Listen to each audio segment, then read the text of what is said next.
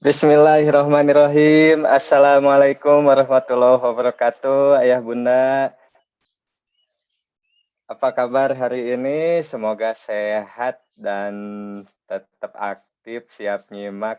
Luar biasa sekali ayah bunda, hampir 35 orang nih KK sudah siap mendengarkan KK nih.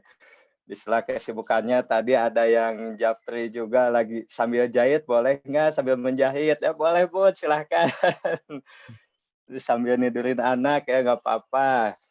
Disimak, mungkin ayah bunda bisa sambil siapkan dulu alat tulis, barangkali ada yang mau dicatat.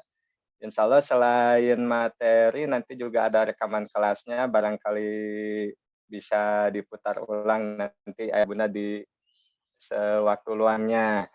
Sebelum masuk ke materi, izinkan Kak Harlan ngasih informasi dulu nih tentang buku dan kelasnya KEK di bulan Juni untuk liburan anak-anak sekolah.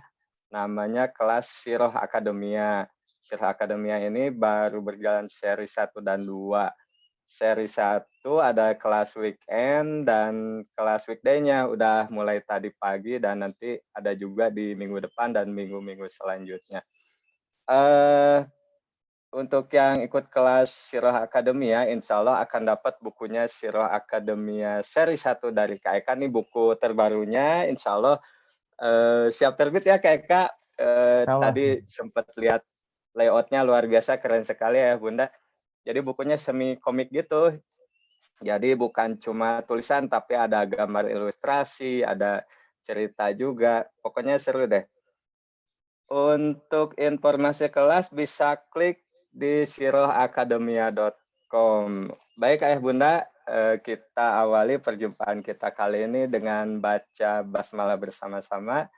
Bismillahirrahmanirrahim. Alhamdulillahirabbil alamin wa bihi nasta'in wa ala umri dunya waddin wa ala alihi wa sahbihi ajmain. Asyhadu an la ilaha illallah wa la syarikalah wa asyhadu anna Muhammadan abduhu wa rasuluh. Wala nabiyya ba'da amma ba'du. Rabbi israh li sadri wa yassir li amri wahlul 'uqdatam min lisani yafqahu qawli. Rabbi zidni ilman warzuqni fahman. Assalamualaikum warahmatullahi wabarakatuh Kak. Waalaikumsalam Sehat warahmatullahi ya Kak? wabarakatuh. Alhamdulillah. Masih semangat ya Kak. Tadi Ya, ngasuh insyaallah. anak-anak, sekarang Ya. ngasuh maknya nih. Insyaallah. Iya, hari ini kita akan ngasih tema apa nih Kak ke ibu, ayah, bunda semua nih? Parenting Nabawiyah ya sekarang Parenting Nabawiyah dengan tema parenting keluarga Nabi Nuh alaihissalam. Parenting Nabi Nuh. Cara bersahabat terhadap anak ya Kak. Iya, Baik, insyaallah. karena waktu juga silakan Kak, kita mulai aja Zoom-nya. Ya. Terima kasih Carla, terima kasih Ayah dan Bunda semua. Assalamualaikum warahmatullahi wabarakatuh. Alhamdulillahillazi hadana li hada wa ma kunna linahtadiya laula an hadana Allah. Asyhadu an la ilaha illallah wahdahu la syarikalah wa asyhadu anna Muhammadan abduhu wa rasuluh la nabiyya ba'dah.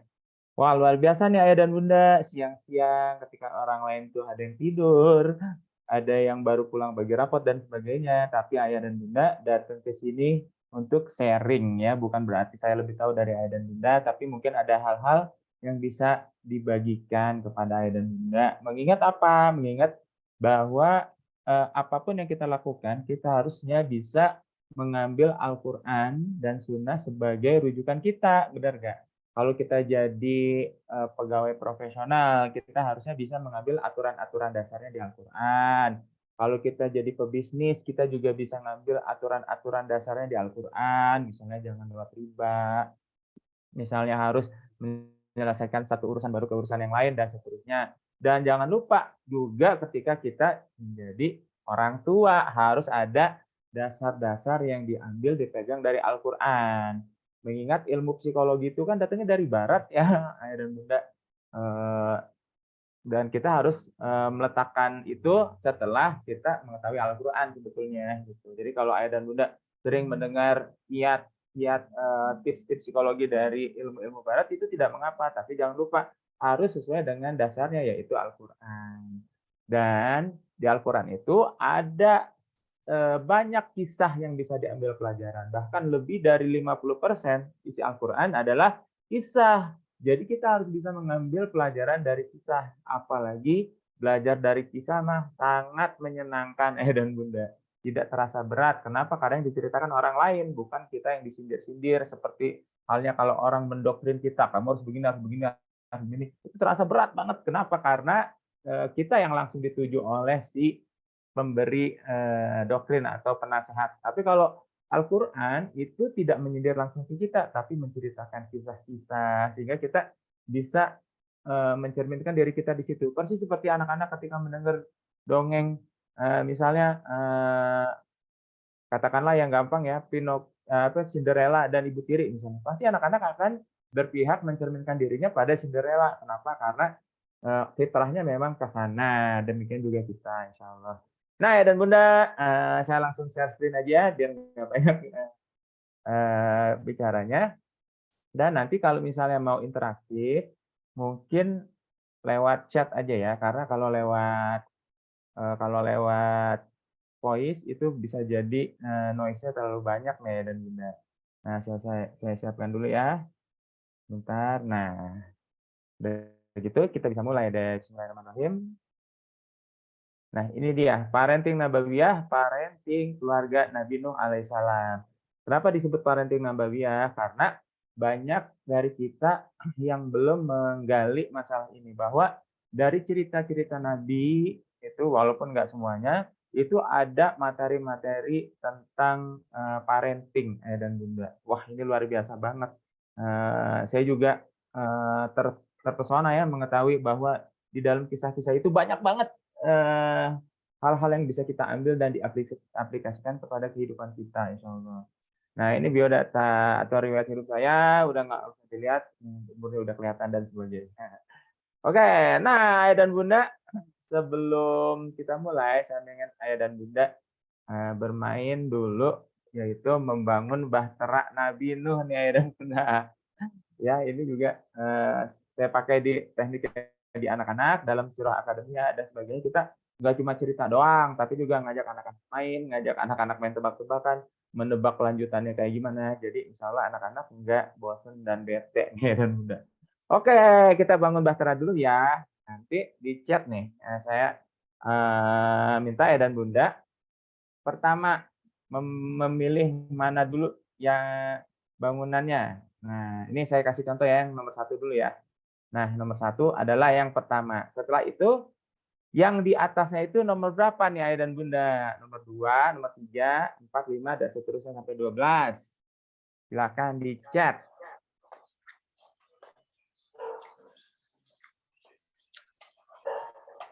Sudah ada yang berani Karlan. Ini bukan masalah Wah, benar atau nyusun nyusun puzzle ini ya. Pas salah. seru juga nih. Bukan masalah benar atau salah ya Bunda, tapi Iya. masalah kita mencoba berani karena tidak ada orang yang tidak pernah salah, ya kan. Di sini kita tidak menghakimi siapa-siapa, kita main-main aja, jadi anak-anak lagi, berusaha ceria seperti anak-anak lagi. Kenapa? Karena kita masuk ke dunia anak. Dunia anak adalah dunia bermain, maka kita mulai juga kali ini masuk dunia anak kita saat ini dengan bermain juga. Nah, silakan nih yang ditaruh di atas itu nomor berapa? Berani nggak Wah, sih? ini jawabannya beragam nih, Kak. Udah ya? Dari Bunda Mei 11, dari Heeh, Bunda Asisa 10, oke. dari Bunda Atik 12, dari Wah, Bunda keren. Eni 10, Ayah Oke. Beni 10. Oke. Wah, Masya Allah. Bunda Reni 6. Banyak nih. Oke nih, Ayah dan Coba Bunda. Kakak kita tes. Heeh, Kita cek bukan deh. sekali lagi, bukan masalah benar atau salah ya, Kak Harlan ya, Ayah dan Bunda semua, tapi ini masalah kita menghidupkan lagi semangat anak-anak dalam diri kita dengan bermain, coba-coba mana ada anak yang, takut salah kecuali kalau dia disalah-salahin terus ya kan, anak itu akan selalu mencoba. Itulah sebabnya dia dari nggak bisa jalan jadi bisa jalan, nggak bisa lari jadi bisa lari, karena dia terus mencoba walaupun jatuh berkali-kali. Nah, kita lihat ya, yang setelah ini adalah yang tepat nomor 11. Oke. Nah, oke setelah itu di atasnya lagi nomor berapa? Aduh, nomor berapa ini? Coba kita cek.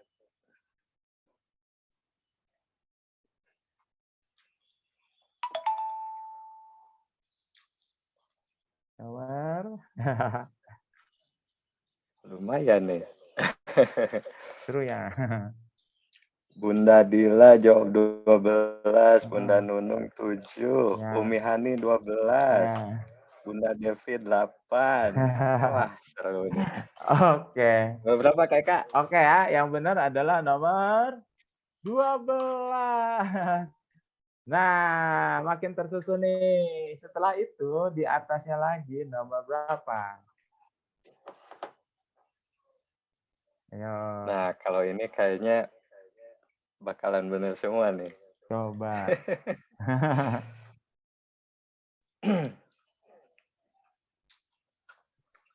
Nomor.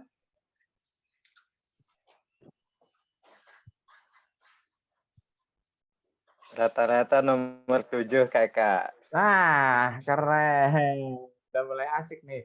Nomor 7 benar ya. Kita taruh nomor 7 di situ. Lalu di mana lagi nih? Di atasnya lagi nomor berapa?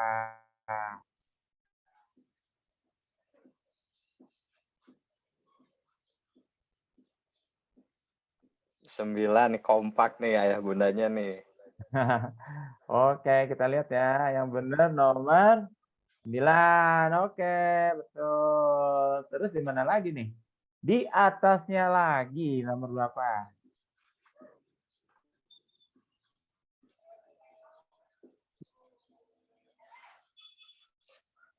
Nomor Nah. 2. Oh, kompak nih.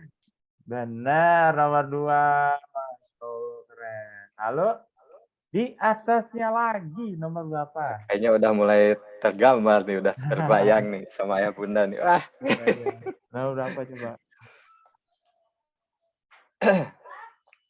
nomor 10 katanya Kakak. Iya, betul nomor 10. Lalu di sebelah kanan, di depan kapal nomor berapa?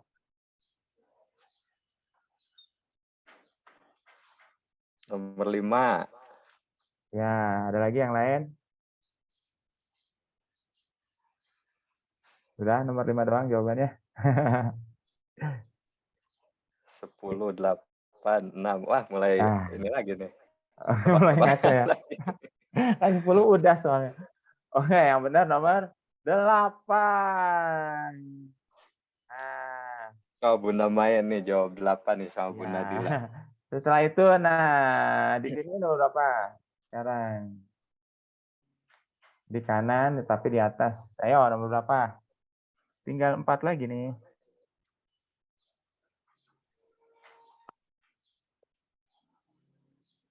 Nomor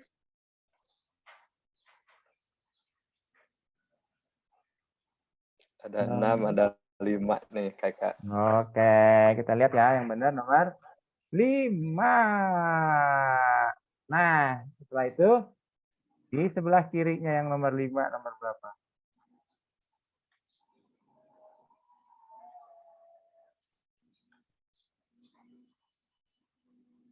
Jreng, tinggal 3. 3 dan 4 nih. Ya, yang benar Oh, enggak nomor 3, 4 katanya. oke, yang benar nomor 4. Oke deh. Nah, lalu di tengah-tengah itu nomor berapa?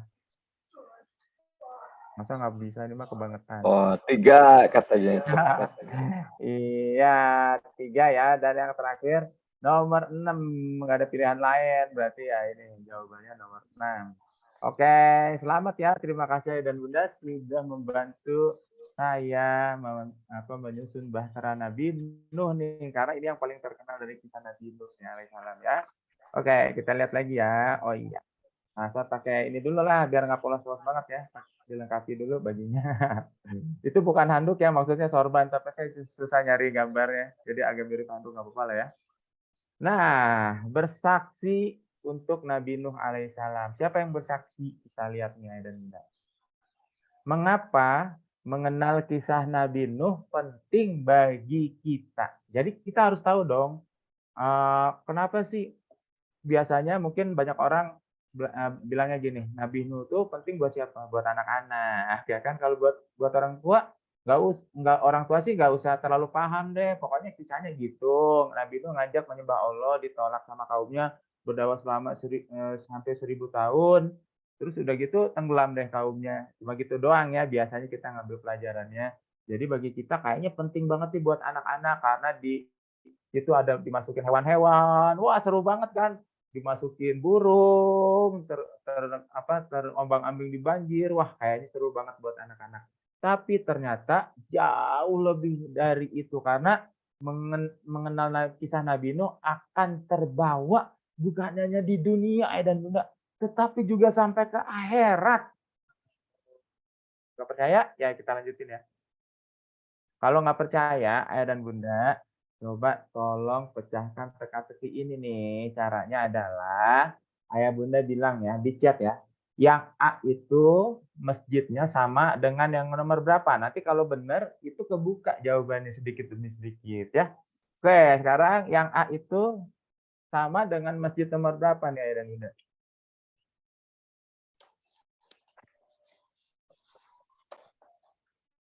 Kompak nih 9 katanya Kakak. Iya benar, 9 ya kita buka, pindahin. Nah, udah ada tulisannya. Oke, sekarang yang B. Cari yang masjid yang sama dengan yang B, yaitu nomor 5. nah, betul, kebuka lagi kita pindahin ya masjidnya. Nah, sekarang yang C, nomor C7 katanya ya Kakak. betul. Lalu yang D, nomor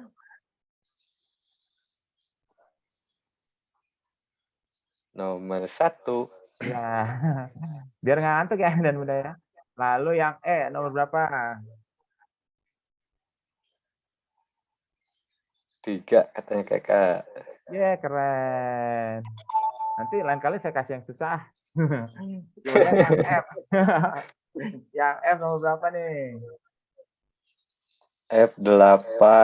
Nah, benar. Lalu yang G nomor berapa? G4 katanya Kakak nih. Nah, gampang ini mah. Yang H nomor berapa? Tinggal 2 lagi. H nomor 6. Nomor 6. Ya, terakhir adalah I nomor 2. Jadi jawabannya adalah karena kita kita nih ya, umatnya Nabi Muhammad, kita semua yang ada di sini, akan menjadi saksi seluruh umat manusia di hari kiamat. Dahsyat banget ya dan Bunda. Bayangin nanti kita akan jadi saksi umat-umat yang lain. Ayah dan Bunda pernah nggak bersaksi di pengadilan? Nah, kalau ada yang pernah, itu serem banget ayah dan Bunda. Pertama kita disumpah dulu, kemudian ada di depan hakim, kita bilangnya yang mulia, yang mulia, yang mulia gitu kan. Kemudian juga dilihatin sama mungkin tim lawan ya, kan ada pembela, ada penuntut nih ya. Atau kadang-kadang kalau bukan pidana nih, materinya perdata, ada 2 tim pembela yang saling berhadapan. Kita pihak yang mana nih? Jadi saksi didatangkan dari yang mana? Dari yang B misalnya. Berarti kita akan dicecer tuh oleh tim tim pengacara yang A. Wah, itu luar biasa katanya ya rasanya, aduh deg-degan banget, disumpah dulu lagi, nggak boleh salah, juga tanggung jawab sama Allah lagi kalau kita salah kayak gimana. Wah, pokoknya berat banget.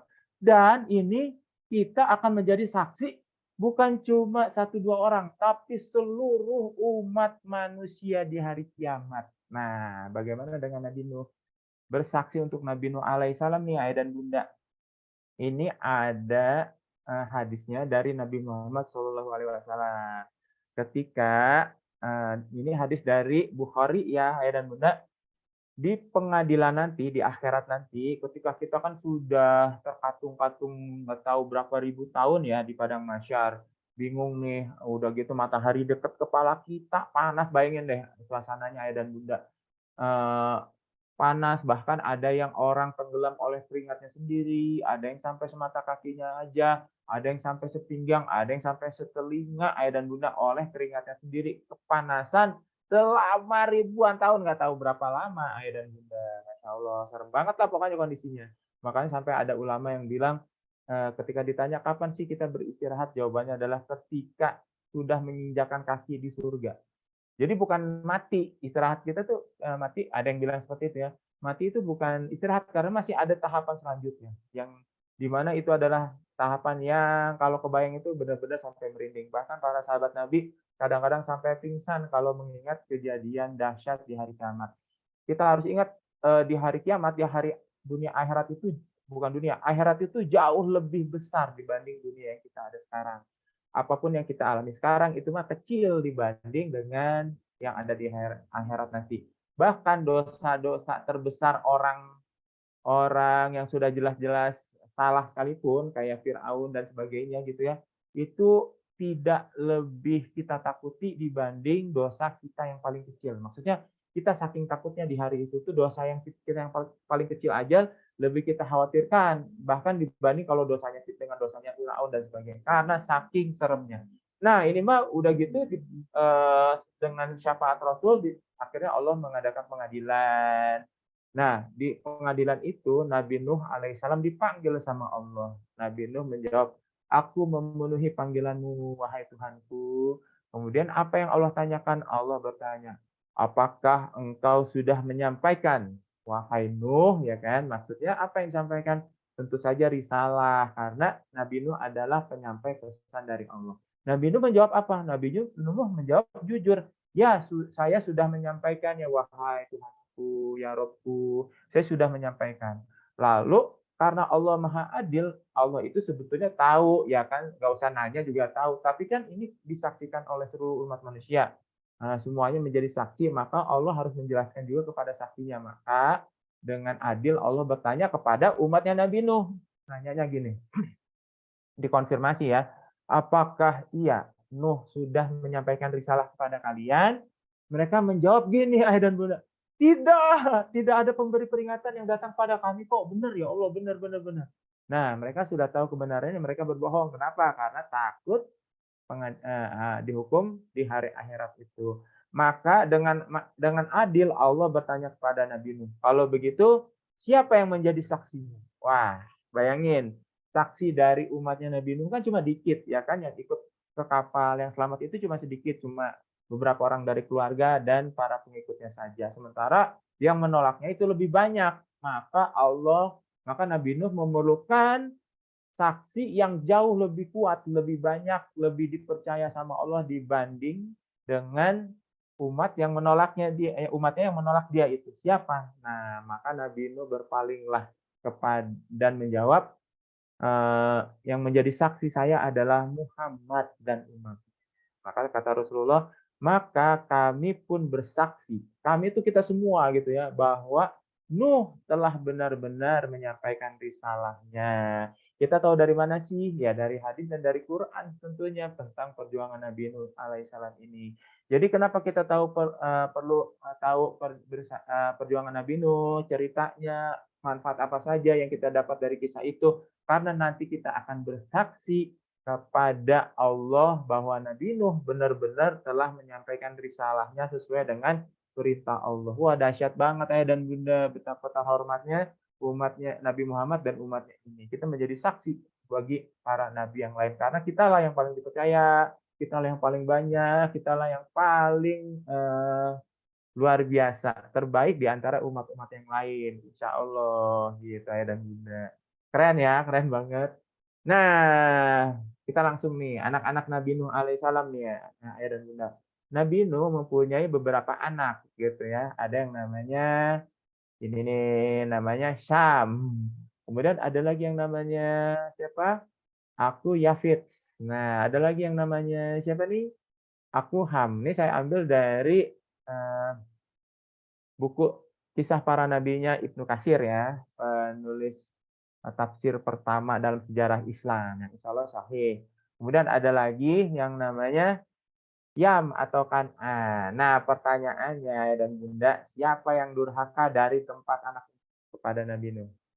Ayo jawab, biar gak ngantuk nih. Yang mana?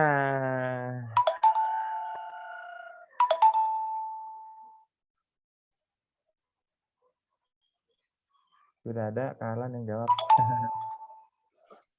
Yam atau Kan'an, Kak. Iya betul, jawabannya Yam atau Kan'an. Pasti ngeliat mukanya ya, sengaja saya kasih mukanya Lihat penampilannya yang mungkin. paling nakal banget.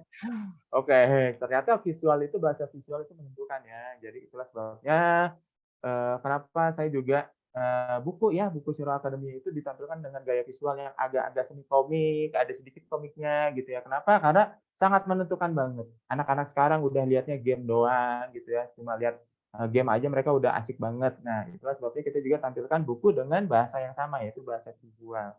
Oke, ternyata anak yang durhaka adalah Yam atau Kan'an ya, ini dia nih. Dia pokoknya, nakal banget. Kalau udah gede ya jadinya durhaka banget ya kan. Ketika Nabi Nuh mengajak menyembah Allah, dia malah ketawa. Ketika Nabi Nuh bikin bahtera malah diketawain bersama teman-temannya yang lain. Wah, pokoknya durhaka banget nah dia. Nah, pertanyaannya kalau kita tahu anaknya Nabi Nuh durhaka, bagaimana dengan istri Nabi Nuh? Nabi Nuh itu istrinya solehah atau durhaka juga? Nah, saya pengen tahu nih sama ayah bunda. Pertanyaan sederhana, cuma 2 pilihan. Ayo, istri Nabi Nuh yang mana? Salihah atau durhaka? Ya, kayak kamu kudu lupa di beri panggung. Jadi kontennya teh keluar mah. Tidak ada yang jawab? Durhaka, Kak. Yakin? Istrinya Nabi loh. Gambarnya bagus nih. Gambarnya lagi ya. Karena ngelihat gambarnya bener, saya salah milih gambar nih. Boleh nggak saya tukar harusnya? Oke, udah gambarnya sangar, lagi ngepel tangan gitu ya. Oke deh.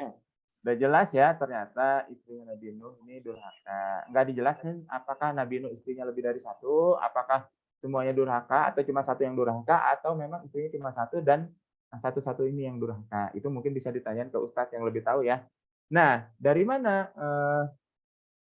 kita tahu bahwa istri Nabi Nuh durhaka? Dari ayat Al-Quran. Yaitu Allah, yang artinya ya, Allah membuat perumpamaan bagi orang-orang kafir, istri Nuh dan istri Lut. Nah, keduanya berada di bawah pengawasan dua orang hamba yang soleh di antara hamba-hamba kami. Bayangin, dua hamba yang diakui soleh sama Allah, itu masih di bawah pengawasan, masih juga ternyata durhaka kepada Allah. Bahkan dijadikan perumpamaan orang-orang kafir. Maksudnya gini, contoh kalau ada yang tanya, contoh orang kafir siapa sih? Kita sebut aja istrinya Nabi Nuh. Contoh istri yang kafir siapa sih? Sebut saja istrinya Nabi Lut. Gitu maksudnya. Lalu kedua istri itu berkhianat kepada suaminya. Tetapi kedua suaminya itu tidak dapat membantu mereka sedikit pun dari siksa Allah. Jadi percuma deh punya suami Nabi, tapi kalau istrinya durhaka sama Allah, ya udah nggak bisa diapa-apain. Dan dikatakan kepada kedua istri itu, masuklah kamu berdua ke neraka bersama orang-orang yang masuk neraka. Wah, dahsyat banget pelajarannya nih, ayah dan bunda, apalagi bagi kaum wanita bahwa kalau suaminya sudah baik, sementara istri itu durhaka, ya udah ini ancamannya nih, masuk ke dalam neraka. Nauzubillahi min dzalik. Semoga kita tidak termasuk orang-orang seperti ini. Jadi jelas ya, istrinya Nabi Nuh itu durhaka. Maka parenting keluarga Nabi Nuh ini ada dua yang dihadapi Nabi Nuh, musuh internal di dalam keluarganya sendiri, yaitu istrinya dan anaknya. Lengkap udah deh, pokoknya ujiannya Nabi Nuh ya.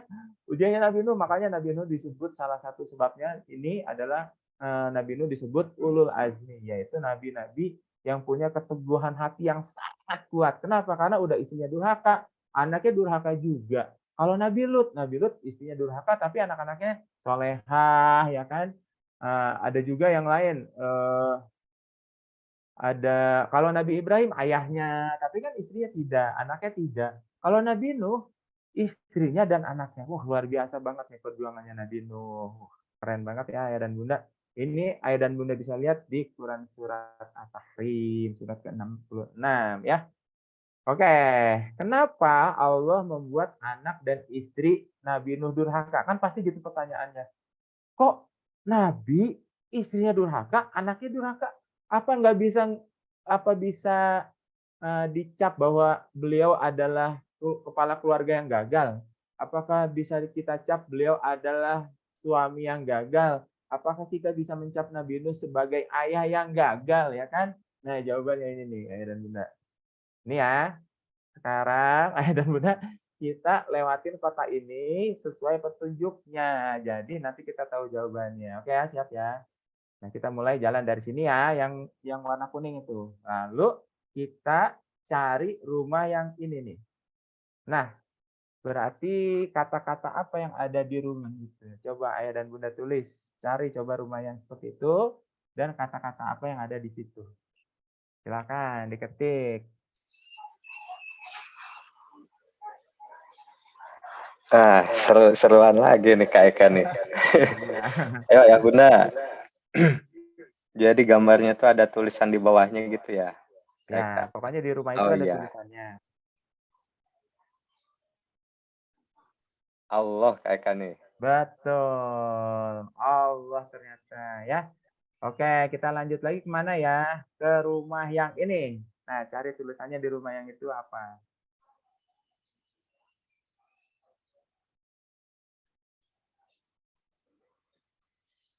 Ya Bunda nyari-nyari ini kayaknya. Iyalah, biar nggak ngantuk Dahlan ya. juga nyari-nyari nih Kak Eka nih. Apa nih? Tidak ditanya katanya Kak Eka. Iya, betul. Nah, sampai ke sini ya, tidak ditanya. Lalu kemana lagi kita cari rumah yang ini? Ayo, tulisannya apa?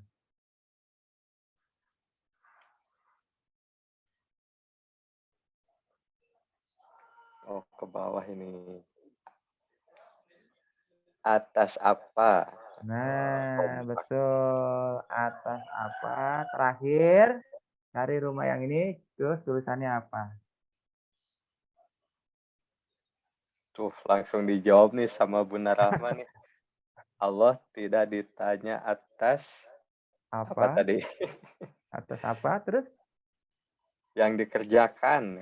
Iya, betul. Ini dia ya. Yang dia kerjakan. Jadi kita nggak bisa nanya sama Allah, Allah kenapa sih begini? Engkau kenapa menjadikan bumi itu bulat, nggak kotak aja? Kau kan maha mampu ya kan?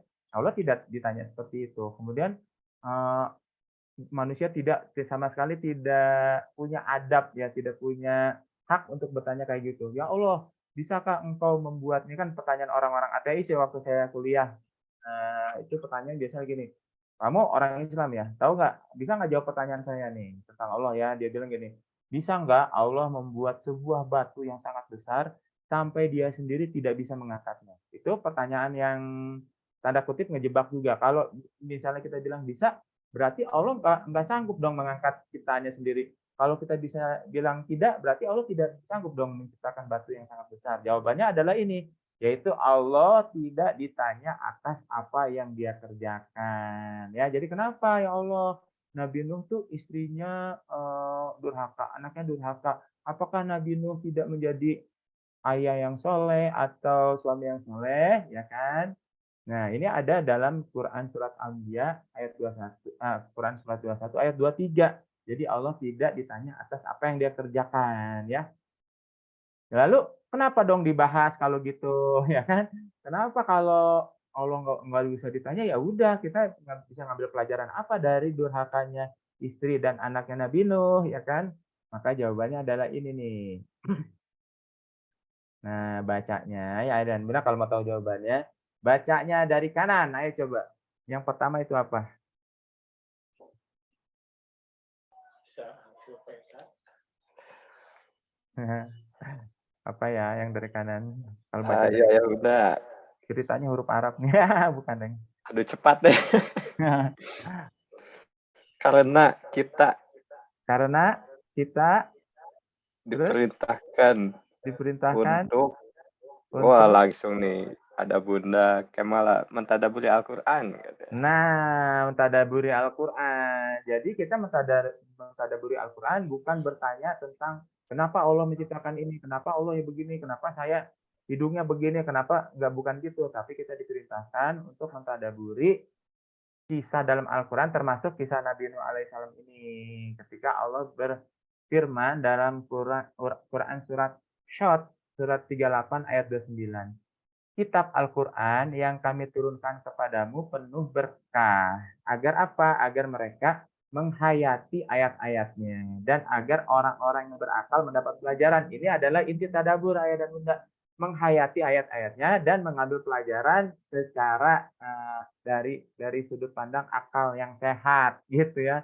Itu adalah tadabbur ayat dan bunda ya. Jadi kalau baca Quran upayakan juga sih lihat artinya, tahu oh kira-kira Allah menyampaikan ini nih buat saya dan orang-orang yang lain gitu kan. Jadi supaya bisa menghayati dan supaya bisa mengambil pelajaran kalau kita tahu apa yang kita baca, ayah dan bunda.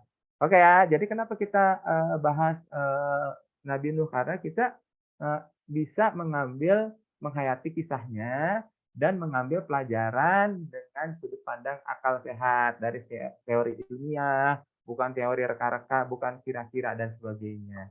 Oke, sekarang pasangkan kiri dan kanan nih ayah dan bunda. Nih di kiri ada tulisan Sabtu Nabi Nuh, si anak durhaka, istri durhaka, Allah dan tadabbur. Sebelah kanan istri Lut, tidak kiranya perbuatannya, Nabi Muhammad dan umatnya, menghayati Al-Quran dan Quran. Sekarang pasangkan ya, yang saksi Nabi Nuh itu nomor berapa? Atau yang mana tulisannya, pasangannya? Masih ingat nggak nih kalau merhatiin walaupun agak-agak ngantuk dikit pasti bisa jawab dengan mudah. Dites nih ya. Sebelum kita lanjut, ceritanya kan diuji dulu. Ya, saksi 3 Nabi nih kompak nih. apa tuh? Nomor 3 ya? Nomor 3 Ya, kayaknya. benar. Nabi Muhammad dan umatnya. Jadi ini adalah peristiwa yang sangat dahsyat di hari kiamat ketika kita nanti menjadi saksi Nabi Nuh dan umat-umat yang lain juga. Kemudian si anak durhaka yang mana?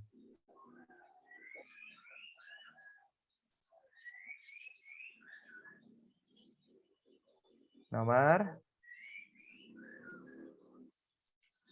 5 kakak. Oh ya, oke. Kemudian istri durhaka yang mana?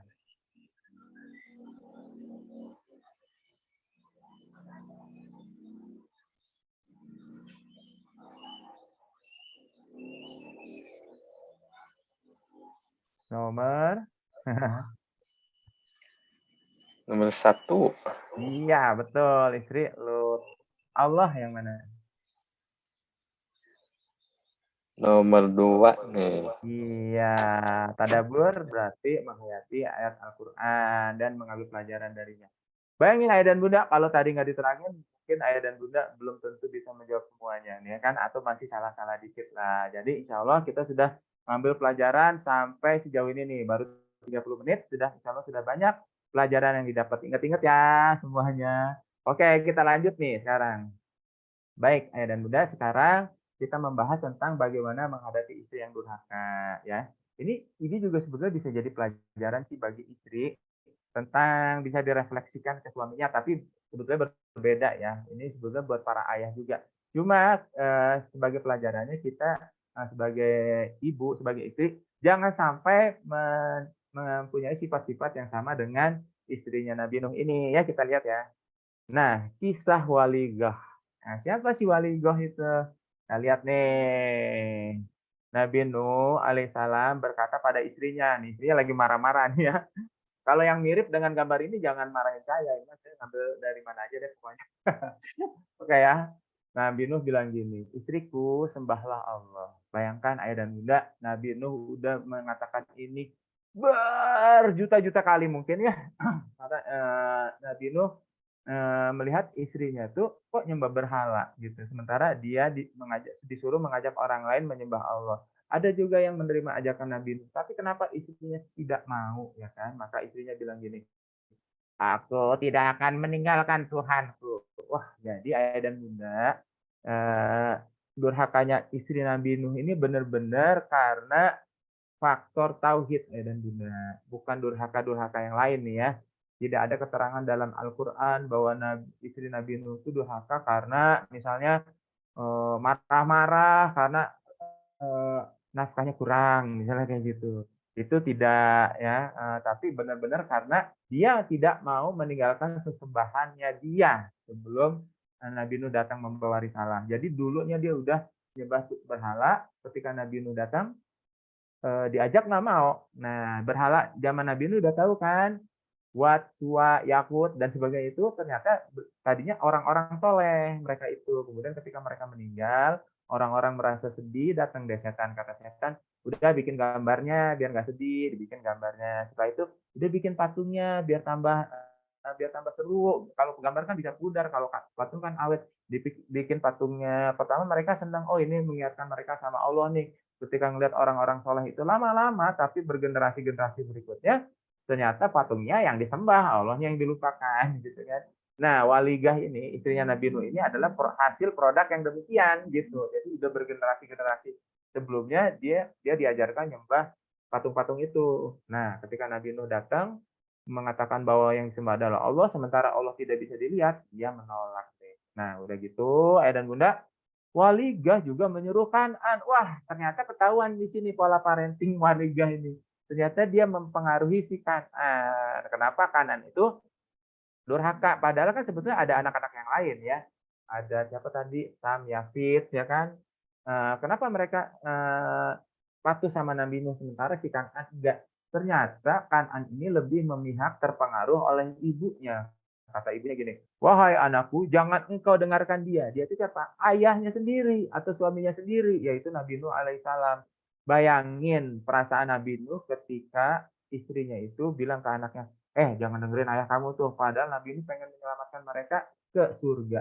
Kalau ada ayah yang pengen menyelamatkan anak istrinya dari bahaya aja, misalnya supaya jangan sakit, jangan ke situ atau pakai jaket kalau mau pergi, atau misalnya minum obat tapi dicuekin, itu kan udah sedih. Apalagi ini mau menyelamatkan anaknya dari api neraka dan istrinya, tapi malah ditolak dan dikata-katain. Jangan dengerin dia gitu. Ayahmu mah orang yang nggak pantas didengarkan kata-katanya. Terus berkali-kali selama ratusan tahun ayah dan bunda, bayangkan perasaannya Nabi Nuh. Kemudian Waligah juga bilang gini kepada Nabi Nuh, kata-kata yang sangat menyakitkan hati ayah dan bunda.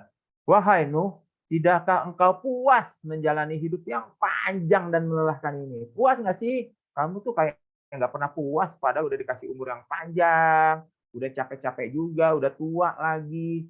Segera hentikan perkataan dan perbuatanmu. Engkau tuh tahu nggak, telah dianggap sebagai orang gila oleh orang-orang sekitar kita. Aku malu, Pak. Malu, malu, malu. Gitu ya kalau kita. Papi ini gimana bikin malu aja. Masa orang-orang bilang Papi itu orang gila. Jadi Mami mau keluar, muka Mami mau ditaruh di mana nih, Pap? Ya kan gitu lah istilahnya kalau kita ya. Bener-bener ya kita jadi juga bukan berempati, tapi mengerti juga perasaan si Waligah ini ya. Bayangkan dia juga malu dong, ya kan? Suaminya dibilang orang gila, terus nggak mau berhenti-berhenti gitu.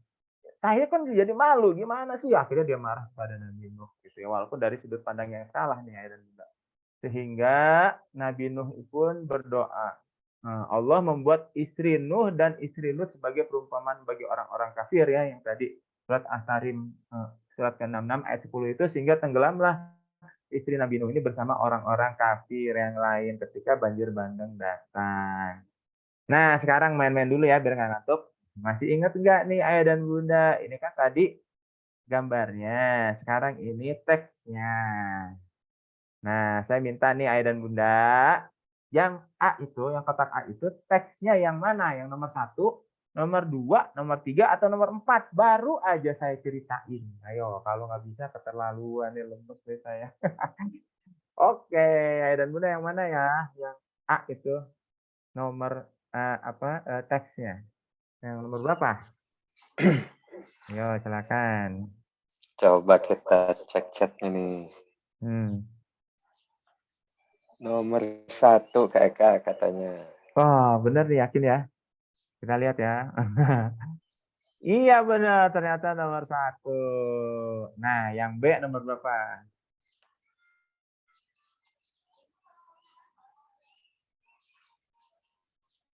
B nomor 3. Oh iya, oke. B Bunda nomor Retno, 3. Bunda Deti. Wah, banyak ini. Sekarang yang C nomor berapa? Harus benar nih, kalau nggak nanti yang D-nya salah. Ayo, yang C. Nomor 2 atau 4? Nomor 2 Kak. Wah, keren. Nomor 2 ya, ketika si istrinya ini protes dan marah-marahin Nabi Nuh, berarti yang D itu nomor 4. Oke, tapi gamenya belum selesai nih ayah dan bunda, karena ini kan urutannya acak. Jadi saya minta ayah dan bunda sekarang mengurutkan ya, mana yang kotak nomor yang nomor 1, 2, 3, dan 4. Sekarang yang nomor 1 itu yang mana? Yang A, yang B, yang C, atau yang D sesuai urutan cerita yang tadi saya sampaikan. Yang nomor 1 tuh yang mana sekarang ya? A, B, C, atau D? Ayo, yang mana ya? Bunda masih inget nggak? Latihan ini nih. Udah pada tidur kan ini? Inget, lupa ini kakak. Oh ya, nah makanya kalau perhatian padahal baru 4 sen. Satu deh kakak. Yang mana? Yang mana Kak? Satu yang D katanya nih Satu yang D. bunda. Oke, kita Jadi lihat ya. bunda. Gimana? Iya benar, satu yang D. Wah keren. Sekarang yang 2 yang Tuh langsung nih. DCAB Bunda Retno. wah Kakak. Bunda Ya udah, Asti. yang DCAB yang aja C ya. kakak. C ya. Oke, kita lihat ya. Salah. Yang A dulu. Oke, sekarang 3 itu yang mana? C atau B? DACB. Oh, DACB diralat kakak. Oh, dia. Ya udah sekarang udah tanggung ya, tinggal 2 nih. Yang nomor 3 yang mana dong? Gampang ini mah.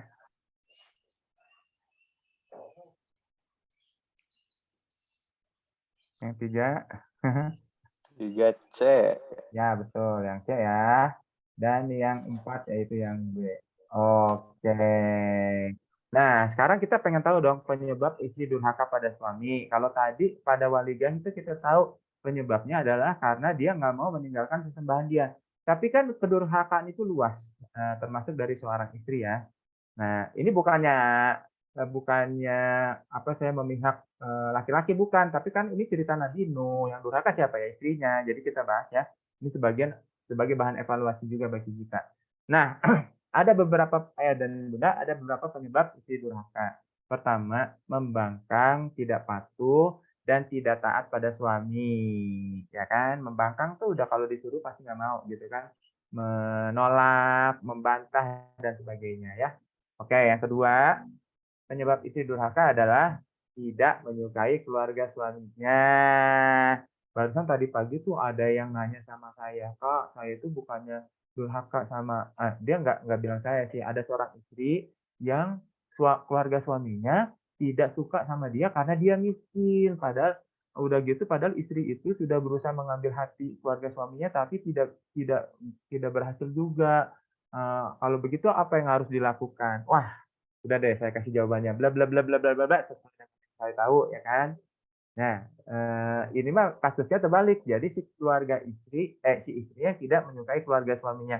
Apapun alasannya, misalnya keluarga suaminya mah dari kampung, sementara saya kan, orang berada, beda sama keluarga saya. Coba tuh kata tetangga juga, kalau yang datangnya putih-putih itu keluarga saya, kalau yang datangnya hitam-hitam tuh keluarga suami. Nah, jadi saya nggak suka bikin malu keluarga suami. Nah, itu alasan kecil aja tapi, bisa menjadi penyebab jatuhnya istri, kedurhakaan istri pada suami. Karena biar bagaimana suami kan nggak mungkin meninggalkan keluarganya begitu saja dan memihak istrinya. Pasti suami juga, mempunyai keberpihakan pada keluarga. Itulah sebabnya jangan difrontal, jangan dilawan. Karena suami dibesarkan oleh keluarga, didukung oleh keluarga, sampai jadi seperti sekarang itu karena berkat, dukungan dan support keluarganya gitu ya. Jadi kalau bisa istri jangan menentang mereka, orang-orang yang sudah demikian erat berjasa, berharga bagi suaminya gitu. Apalagi kalau tidak ada alasan yang syar'i ya kan. Kemudian yang ketiga, penyebab istri durhaka karena menuntut keluarga yang ideal dan sempurna. Keluarga kita mah apa? Harus punya rumah yang bagus dong, terus harus punya kendaraan yang baru dong, harus bisa menyekolahkan anak di sekolah ini dan itu dong, ya kan? Nah, itu adalah tuntutan keluarga yang ideal dan sempurna. Siapa sih yang nggak mau kayak gitu, ya kan? Tapi kalau suaminya belum mampu, masih berusaha, masih berproses, dan kita sudah menuntut hasil, itu bisa jadi salah satu jebakan kedurhakaan seorang istri kepada suaminya. Menuntut menuntut menuntut, gitu. Kemudian apalagi nih, yang keempat adalah tidak menjaga aurat atau penampilan, ya kan, udah pasti dong kalau suaminya minta, istrinya menutup aurat, dia malah, terbuka, ya kan. atau tidak menjaga penampilannya, misalnya bajunya terlalu ketat lah, atau bahkan mungkin terbalik nih, kalau ketika keluar rumah rapi, wangi, glowing, ya kan, sampai orang melihat kulitnya itu silau gitu ya saking putihnya, tetapi ketika di rumah cuma dasteran doang, eee, nguap sembarangan di depan suaminya, kayak gitulah kira-kira ya. Nah, kemudian satu lagi penyebab istri durhaka adalah kurang berterima kasih pada suami. Dengan kata lain tidak bersyukur atas apa yang suami berikan pada dia, yang mampunya segitu ya udah terima dulu gitu kan. Karena jangan lupa kita mah calon penghuni surga bukan penghuni dunia gitu. Jadi, sengsara-sengsara dikit mah wajar lah ya, kan kita mau masuk surga. Kan tidak akan masuk surga orang yang tidak diuji seperti orang-orang sebelum kita, dengan kesengsaraan, dengan keguncangan yang dahsyat dan sebagainya. Bahkan juga dengan kekayaan juga, merupakan ujian apakah kita jadi sombong atau enggak. Nah, sekarang pertanyaannya nih Ayah dan Bunda, cari pasangannya ya, ini contoh-contohnya yang sebelah kanan ini, yang warna kuning ini contoh-contohnya. Dan Ayah dan Bunda coba pasangkan dengan penyebab-penyebabnya, ya kan. Yang nomor satu, penyebabnya yang mana? Yang A, B, C, D, atau E? Coba contohnya nih. Nomor satu yang mana ya?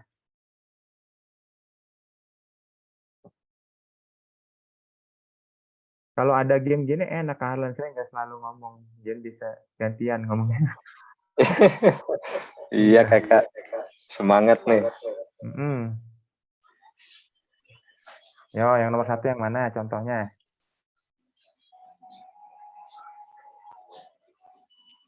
Bunda Nisa nih, C sama Bunda Ya Devi ya. nih Ada jawabnya. lagi yang lain kalian? Yang C, Sudah? Kakak. Oke. Iya benar Cek ya, mengkhianati suami, misalnya selingkuh lah, apalah gitu ya. Dan ini tidak ada di eh, Waligah tadi ya, istri Nabi Nuh ya. Ya, kalau Nabi Nuh itu murni tauhid, tapi kalau yang ini, kalau kalau kita sudah tauhidnya sudah yakin sama Allah dan sebagainya, tapi ada banyak jebakan-jebakan yang lain. Nah, yang nomor dua, contohnya yang mana nih? Yang A, B, D, atau E?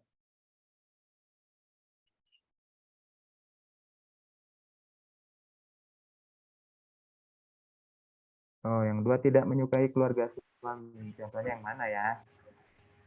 A, B, D, atau E?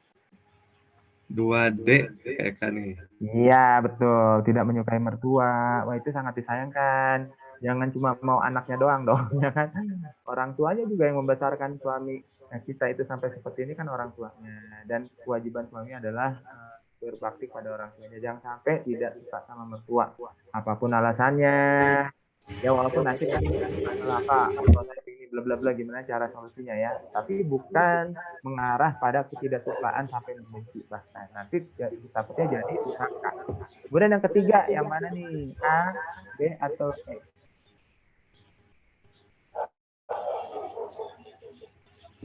3A nih, Ya, Kakak.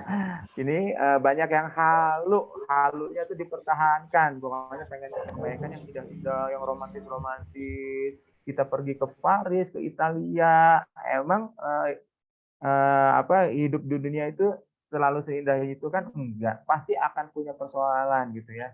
Jadi harus berpijak pada kenyataan. Kita tujuannya benar, ideal dan sempurna, tapi kenyataannya gimana? Nah, berangkat dari kenyataan itu baru kita menuju ke kesempurnaan gitu loh. Jangan menuntut sempurna aja tapi menutup mata dengan kenyataan. Oke, yang nomor 4 yang mana?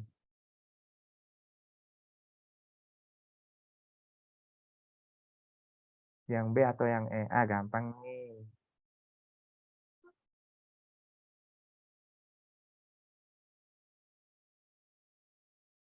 Yang 4E katanya Kakak. 4 Bunda E. Aan, Oh ya. Bunda Umu Fajri, Bunda Mai. Wah, banyak.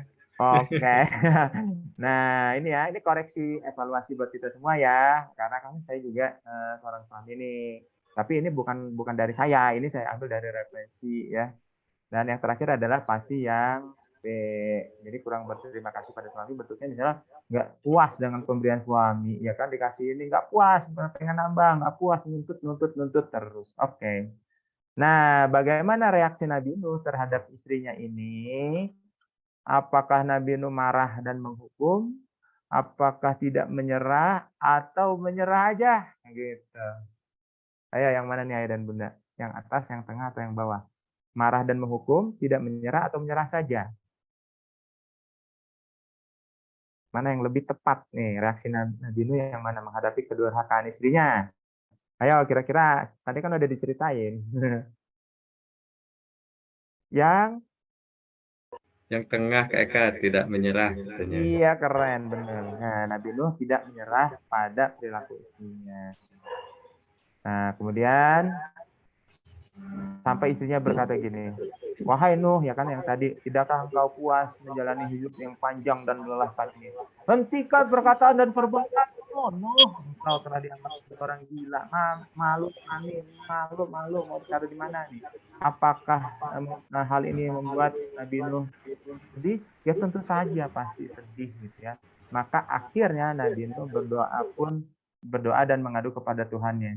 Doa pamungkas yang terakhir yang sudah ditahan selama puluhan mungkin ratusan tahun akhirnya keluar juga ucapan Nabi Nuh sesabar-sabarnya beliau akhirnya terucap juga. Sesungguhnya aku wahai Tuhanku aku telah dikalahkan. Maka tolonglah aku. Bagaimana mungkin Nabi Nuh tidak merasa seperti ini sama orang luar umatnya sendiri ditolak selama ratusan tahun. Bahkan umatnya itu kalau mau meninggal bilang ke anaknya, berwasiat. Wasiatnya bukan gini, ini hartaku sebelah sana ya, sekian hektar, kamu kelola tuh sama adik kamu. Yang kebun wortel sebelah situ untuk adik kamu yang paling kecil. Yang sebelah sana yang di bawah bukit ternak buat kakak kamu. Bukan gitu wasiatnya umat Nabi Nuh kepada anaknya. Wasiatnya adalah kamu jangan sekali-kali mengikuti Nabi Nuh. Teruskan perbuatan ayah untuk mengingkarinya. Jangan sekali-kali berkhianat pada Tuhan-Tuhan kita. Luar biasa itu sedihnya Nabi Nuh. Sama umatnya merasa dikalahkan, bahkan di keluarganya sendiri merasa dikalahkan. Istrinya menolak, anaknya ada yang menolak. Betapa sedihnya Nabi Nuh ini, ayah dan bunda. Tetapi beliau tetap disebut sebagai abdan syakuro, yaitu hamba yang bersyukur. Karena Nabi Nuh selalu bersyukur, dikasih makanan sedikit, bersyukur, punya pakaian, bersyukur terus pada Allah. Nah, kita lihat ya, betapa lamanya Nabi Nuh berjuang menasihati keluarga dan anaknya. Ini ya, ini dari lahir dan wafat. Ini ada garis nih, garis waktu ya. Ya itu apa nih? Menjadi apa? Nanti ayah dan bunda isi ya. Kemudian peristiwa apa? Kemudian yang tiga ini adalah masa bertitik-titik. Kemudian yang empat ini berlangsung selama sekian tahun. Yang kelima ini dari lahir sampai menjadi rasul ya. Kemudian yang keenam ini dari garis itu sampai wafatnya adalah dari titik-titik sampai wafat. Nah, ayah dan bunda nomor satu tuh yang mana sisinya?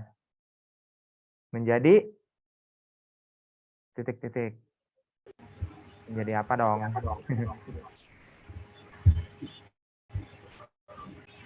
Coba kita ceknya dulu. Menjadi Rasul Kak Eka. Betul, menjadi rasul ya. Nah, ini tonggak pertama. Kemudian tonggak yang kedua, peristiwa apa?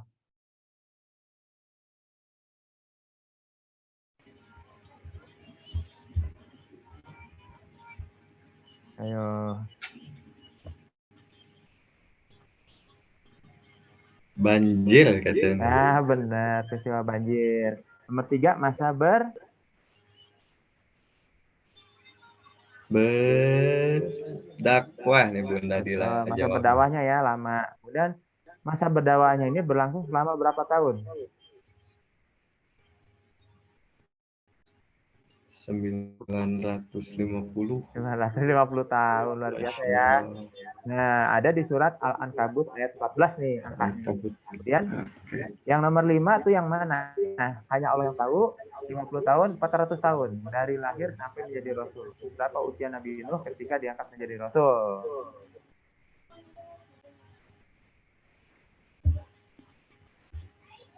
Ayo, berapa?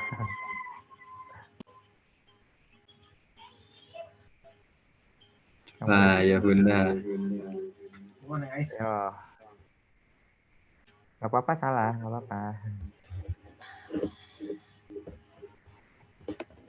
Yang benar adalah 450. Oke, ternyata yang benar adalah hanya Allah yang tahu, ya kan? Entah usia berapa Nabi Nuh diangkat jadi Rasul, apa 40 tahun, apa 30 tahun, atau 100 tahun, nggak ada yang tahu. Atau 50 tahun, nggak ada yang tahu. Terakhir nomor 6, dari banjir sampai Nabi Nuh wafat itu berapa tahun?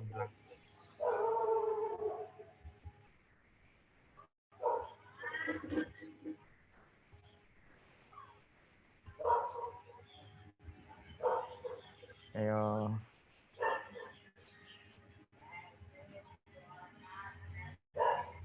Coba 450. Iya, ternyata jawabannya hanya Allah yang Hanya tahu. Allah yang tahu. Memang sih ada mungkin teori-teori, tapi kan tidak ada keterangannya. Nah, Keambilan jadi udah sampai ya dikatakan kenapa Nabi Nuh usianya sekitar 1000 tahun, karena berdakwahnya aja 950 tahun. Diangkat menjadi Rasulnya belum nggak tahu berapa, dan setelah banjir itu wafatnya di usia berapa kita nggak tahu, ya kira-kira 1000 tahun lah ya kurang lebih.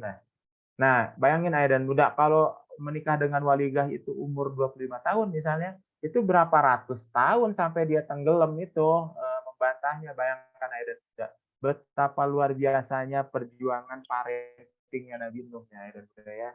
Kita tidak bisa bilang parenting Nabi Nuh gagal karena ada anak-anak juga yang berhasil. Dan Allah yang menakdirkan bahwa sebelum kita semua dilahirkan 50.000 tahun sebelum kita dilahirkan, kita sudah ditakdirkan jalan hidupnya sama Allah, termasuk Waligah dan Kan'an ini. Jadi tidak bisa dikatakan Nabi Nuh itu gagal, seperti halnya ketika Nabi Musa bertemu Nabi Adam. Nabi Musa bertanya, wahai Adam, engkau kan diciptakan langsung oleh Allah, manusia sempurna, udah tinggal di surga. Kenapa nih? Gara-gara engkau kita semua jadi turun ke dunia yang penuh kecapean, siksaan, penantian, perjuangan yang melelahkan ini. Jawaban Nabi Adam apa? Nabi Adam bilang, wahai Musa, bukankah semua ini, kenapa engkau menyalahkan aku atas sesuatu yang aku tidak maksudkan? Karena Allah telah menetapkan semuanya ini sebelum kita semua lahir. Akhirnya Nabi Musa terdiam. Jadi kita tidak bisa bilang Nabi Nuh itu orang tua yang gagal, nggak bisa bilang kayak gitu karena semuanya sudah ditakdirkan sama Allah. Dan Nabi Nuh sudah berjuang beratus-ratus tahun. Kalau gagal juga ya. Kalau kita sih baru berjuang 5 tahun aja kok, anak saya susah dibilangin, belum tidak selama Nabi Nuh ya kan. Jadi jangan pernah menganggap gagal. Nabi Nuh aja tidak bisa kita anggap gagal ya dan bisa. Oke, yang dilakukan suami pada istri yang durhaka. Waduh, Kan'an juga belum dibahas nih. Saya cepetin aja ya. Pertama adalah apa nih bacaannya ya dan bunda, dari kanan ke kiri.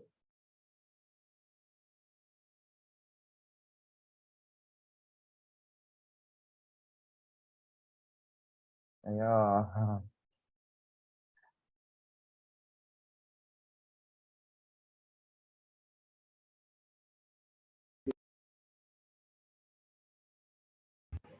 Nasihati dan bimbing kata kakak nih. Betul. Jadi kalau istrinya durhaka, bagi seorang suami jangan langsung dilabrak, tapi nasihati dan bimbing dulu. Kemudian yang kedua, tahti jangran. Siapa nih? Ayo, ada yang bisa nggak membetulkannya? Kalau yang nomor 1 nggak bisa, yang nomor 2 yaitu apa nih? Tahti jangran.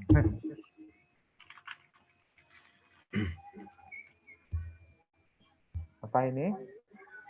Pisah ranjang kakak. Ya, bisa ranjang. Bentuknya, Pak, ranjangnya cuma satu, masa aku tidur di bawah kata suami. Ya, enggak juga gitu. Ada prosesnya, misalnya dipunggungi dulu, ya kan, nggak dilihat waktu tidur, nggak dilihat wajahnya, kita balikan punggungnya. Kemudian menjauh ke sisi-sisi, kayak gitulah. Ya kalau bisa ya bisa. Nah, kalau nggak bisa juga, udah pisah ranjang, berarti yang satu lagi yaitu apa nih?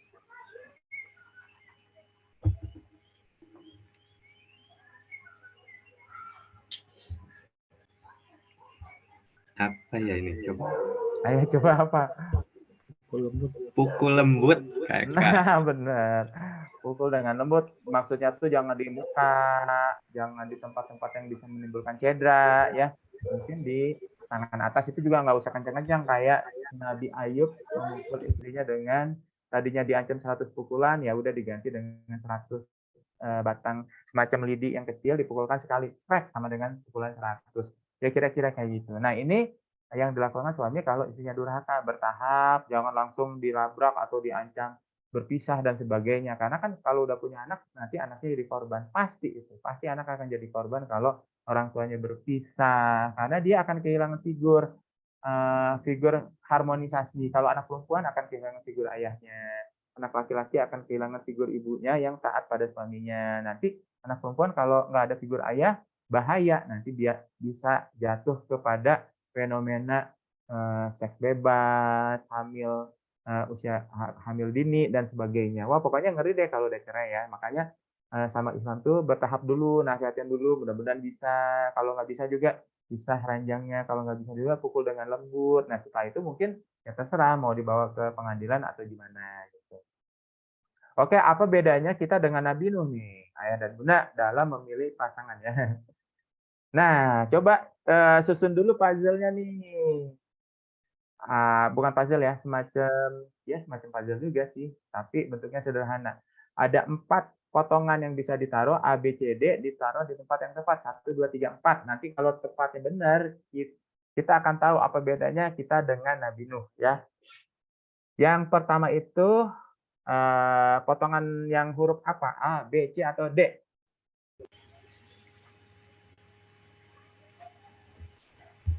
Coba kita cek sudah ada belum. Yang D katanya kakak. Wah, benar. Yang D. Wah, ada yang jagoan gambar nih di sini nih. Kemudian yang kedua, yang A, B, C, atau D? Coba yang kedua yang A, B, bunda. atau C? Ya, yang kedua. Yang A kakak. Ya, betul. Yang A. Kemudian yang tiga.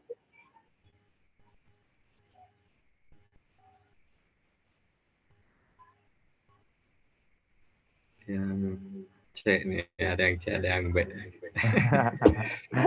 Bingung ya? Oke, yang benar yang C ya.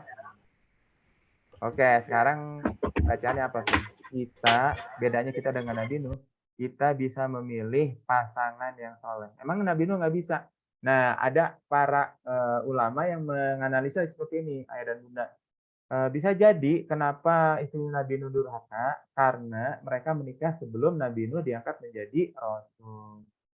Dan kemudian bisa jadi kenapa istri Nabi Nuh durhaka, karena waktu itu syariatnya masih membolehkan menikah dengan orang yang berbeda keyakinan gitu ya kan. Kalau Nabi Nuh insya Allah pasti kan hanif orangnya ya kan, tidak akan pernah menyembah berhala Rasul itu gitu. Tapi menikah dengan orang yang menyembah berhala mungkin waktu itu syariatnya masih dibolehkan. Sementara kita syariat dari Nabi Muhammad SAW udah jelas ya kan, orang yang bisa dinikah itu begini begini begini. Nah, makanya sebetulnya kisah Nabi Nuh ini bisa diperkecil kemungkinannya di keluarga kita. Kenapa? Karena kita bisa memilih pasangan yang soleh. Yang soleh itu yang seperti apa? Kriterianya ada diajarkan sama Nabi Muhammad, ya kan? Jadi sebetulnya kisah Nabi Nuh ini kalau terjadi pada kita itu sesuatu yang agak aneh juga gitu. Karena Nabi Nuh dulu kenapa istrinya begitu? Karena menikahnya sebelum Nabi Nuh jadi Rasul, sebelum ada syariat yang jelas, ya kan? Nabi Nuh baru tahu syariatnya setelah diangkat menjadi Rasul. Jadi wajar deh kalau misalnya Nabi Nuh ternyata memang ditakdirkan Allah mendapat istri yang durhaka gitu ya. Oke, sekarang nah jawab ya. Ini ada berapa pertanyaan nih. Kalau dengerin pasti akan bisa jawabannya. Istri Nabi Nuh adalah perumpamaan pengkhianat, perumpamaan orang kafir atau orang fasik. Mana yang disebut di Al-Quran?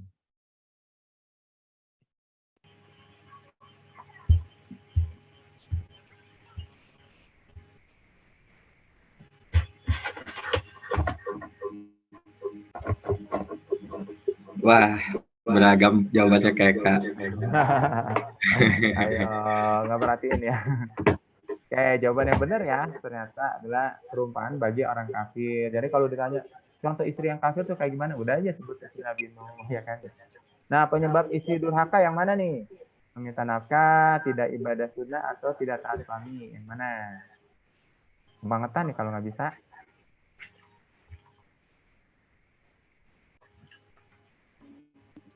Nah, kalau yang ini kompak Kakak, tidak taat suami. Ya, karena kan meminta nafkah memang haknya istri ya. Kemudian tidak ibadah sunnah ya emang bukan wajib gitu.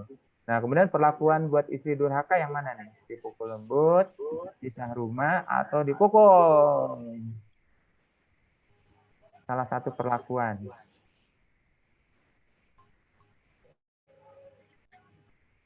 Pukul lembut Kakak nih. Kemudian sebelum menikah, pilih kekayaan, pilih kesolehan, atau pilih kecantikan, atau pilih ketampanan lah. Wah, yang mana yang dipilih? Pilih kesalihan. Pilih kesalehan. Ya kelihatannya gampang, tapi kan nasihat mah harus diulang-ulang ya kan. Oke, sekarang terakhir ya menghadapi anak durhaka. Mudah-mudahan masih pada semangat nih ya dan bunda. Kalau offline sih sudah saya ajak lompat-lompat, tapi ini kan bukan offline ya, nggak mungkin ya lompat-lompat sendiri.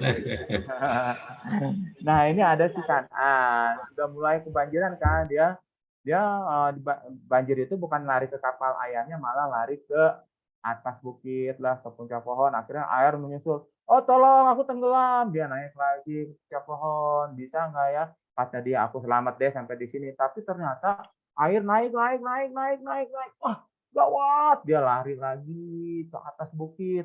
Kayaknya nggak akan sampai di sini deh mudah-mudahan airnya. Tapi ternyata airnya masih naik.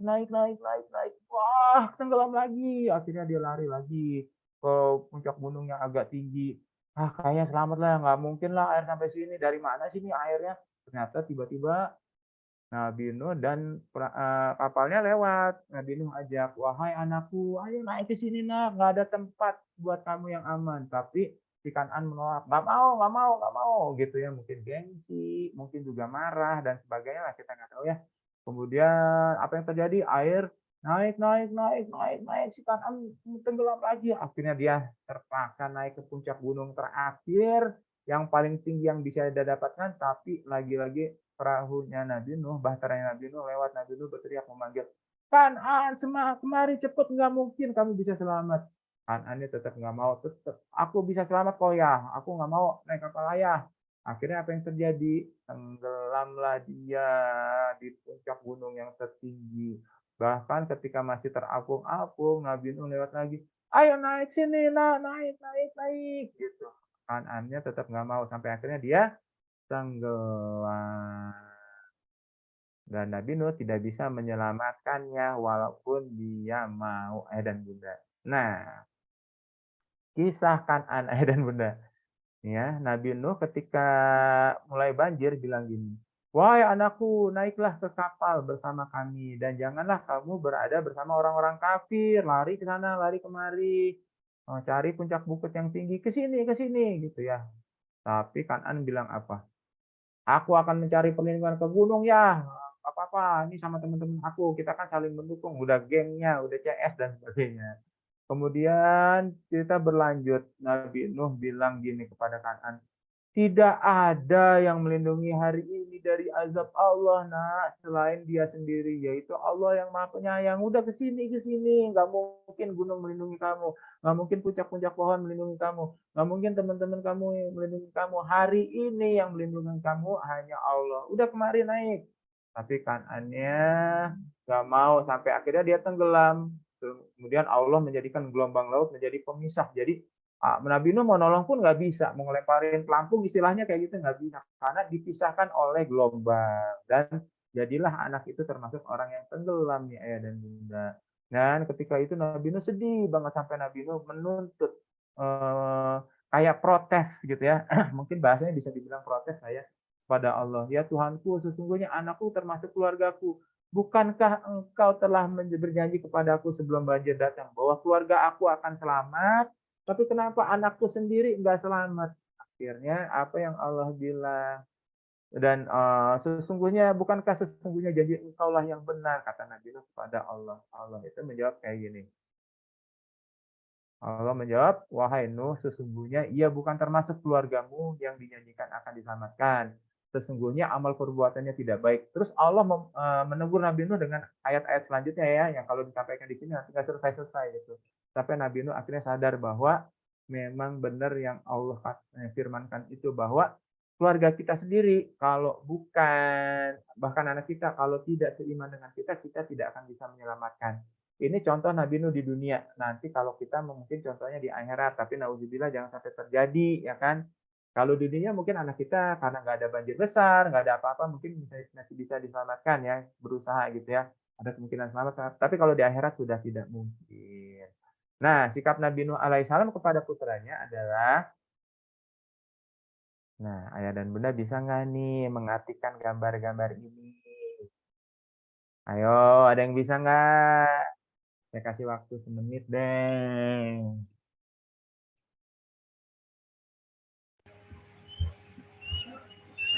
Ayo, ada yang Nah, bisa. ayo, Bunda, seru kan kelasnya? Ini banyak yang chat nih kakak. Iya, silakan. Seru banget jadi nggak ngantuk katanya. Mau ngantuk tapi saat kuis jadi on lagi. Iya, sengaja. Keren, keren. Mm-mm. Dari Bunda Nisa nih, amat Heeh. sayang anaknya. Ya, terus dan Terus, apa lagi? yang bawah apa? Dan tidak menyerah Bunda Nah, Dila tidak nih. menyerah apa tuh? Ayo, apalagi Men, tidak menyerah men.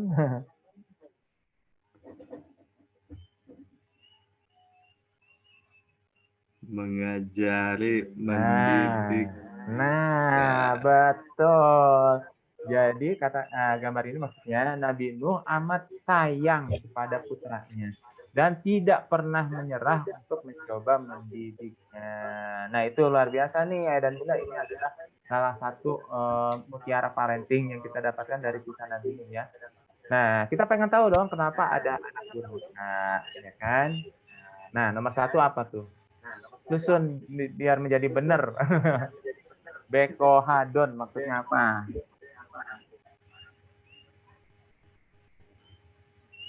apa ini? Apa Kahlan coba? juga mikir ini kakak. Ayo, Bang. Apa?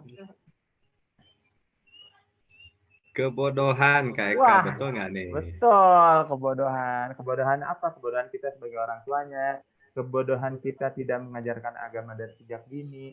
Kebodohan anak yang tidak mendapatkan pelajaran dari kita sehingga dia durhaka, dia memilih jalan yang salah. Pokoknya intinya adalah kebodohan itu benar-benar sangat merusak. Makanya keluarga kita semua harus pintar, nggak boleh ada yang bodoh ya. Kemudian yang kedua, kenapa anak jadi durhaka? Pendidikan yang titik-titik. Ayo, ini agak susah dikit, tapi gampang sih sebetulnya. Pendidikan yang, Yang kurang, yang rendah, yang ini nah, mungkin sama kayaknya itunya. ya maksudnya gini, pendidikan yang buruk. Maksudnya gini, walaupun pendidikannya tinggi sampai S3 sekalipun, tapi kalau buruk tetap akan membuat anak durhaka. Contohnya siapa? Contohnya ada orang Indonesia yang jadi predator seksual gay di Australia ya. Dia kan sampai S3 tuh belajar. Kalau nggak Iya salah, betul. siapa sih namanya? Lupa saya, Ferdinand atau siapa gitu ya. Nah, dia itu kenapa kayak gitu? Padahal udah sampai doktor karena pendidikannya buruk gitu. Itu sederhana. Jadi bukan berarti kalau cuma lulus SD nggak bisa jadi orang yang baik, bukan. Kalau pendidikannya baik, diajar ngaji, disayang sama orang tuanya, itu insya Allah nggak akan durhaka gitu ya. Kemudian yang ketiga, adanya taper antara teori dengan teks prak dari orang tua. Ayo, apa nih maksudnya? Betulin.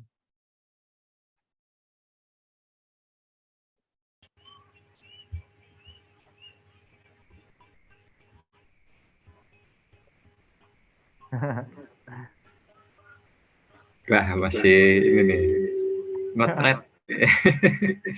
Masih delay ya. Pertentangan nih.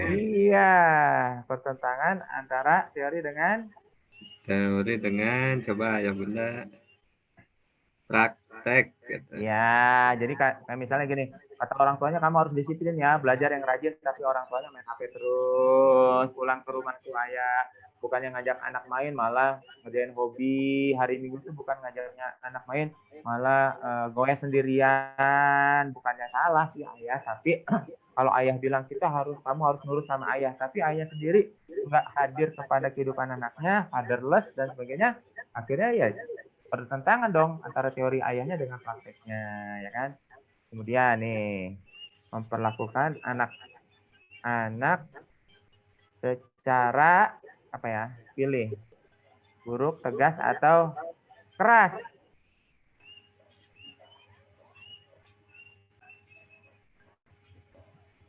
Yang mana yang benar? Buruk kata nih. Ya betul. Tegas itu bukan berarti kasar. Kalau keras emang nggak kurang baik, tapi masih ada hasilnya sedikit. Tapi yang jelas kalau udah buruk pasti hasilnya jelek banget. Anak-anak bisa durhaka sama kita. Akibat orang tua titik-titik kepada orang tuanya. Nah loh, nih aku coba.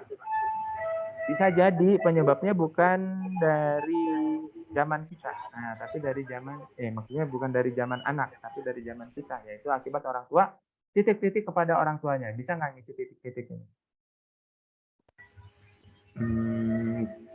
Coba.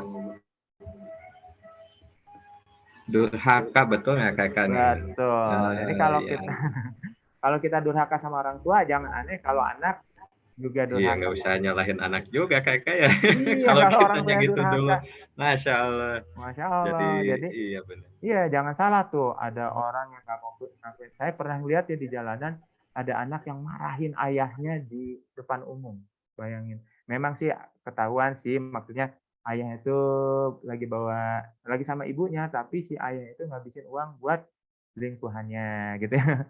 Jadi si anak tuh marah banget, dia nyari-nyari ayahnya nggak ketemu, ketemunya di depan minimarket dimarahin gitu. Tapi kan gitu kan. Nah, si anak ini kan masa ke ayah begitu di depan umum, ya maksudnya tahan diri sedikit lah, takutnya nanti anaknya dia juga akan durhaka kepada dia. Gitu. Yang nomor 6, saat terjadi minimnya perceraian ketakwaan. Apa nih? Coba susun yang benar.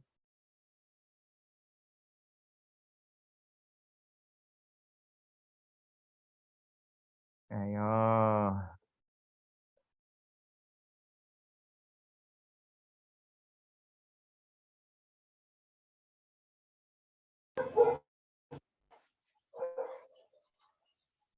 Perceraian terjadi saat terjadinya minim ketakwaan.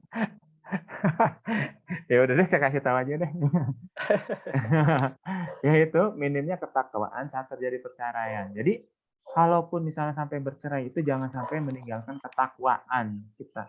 Kan ketakwaan itu kan, takwa itu kan menjalankan apa perintah Allah, meninggalkan apa yang dilarang. Nah, kalau cerai itu masih boleh kan? Berarti bukan berarti kalau orang cerai itu tidak takwa. Tapi pertahankan ketakwaan. Jadi nurut, takut sama Allah walaupun terpaksa bercerai. Bukankah sahabat Nabi juga ada yang bercerai ya kan? Nah, bukan berarti nggak takwa. Jadi pertahankan ketakwaannya, ajari anaknya, penuhi hak-hak istri dan anak yang sudah diceraikan dan sebagainya. Kalau enggak, anak bisa marah sama ayahnya, anak bisa marah sama ibunya, entah apapun alasannya, akhirnya jadi durhaka gitu ya.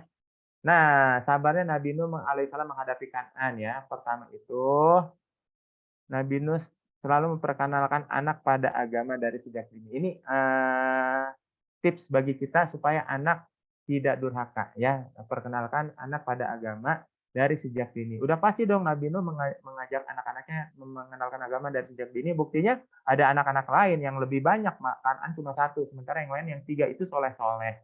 Itu pun Kan'an syariatnya karena dipengaruhi sama ibunya gitu ya. Mungkin Kan'an ini anak kesayangan ibunya. Dari sejak dini diajarkan anak-anak agama. Kenapa? Karena anak-anak dalam keadaan fitrah. Keadaan fitrah itu berarti masih percaya sama ibu dan ayahnya. Belum dipengaruhi orang lain. Kalau dia udah remaja, dia akan mencari teman, lebih percaya pada teman lepas dari orang tua. Ya udah, kalau temannya baik, baik. Kalau temannya nggak baik, nah repot deh ya kan. Jadi perkenalan anak pada agama dari sejak dini, ajarin sholat, ajarin bacaan Quran dan sebagainya.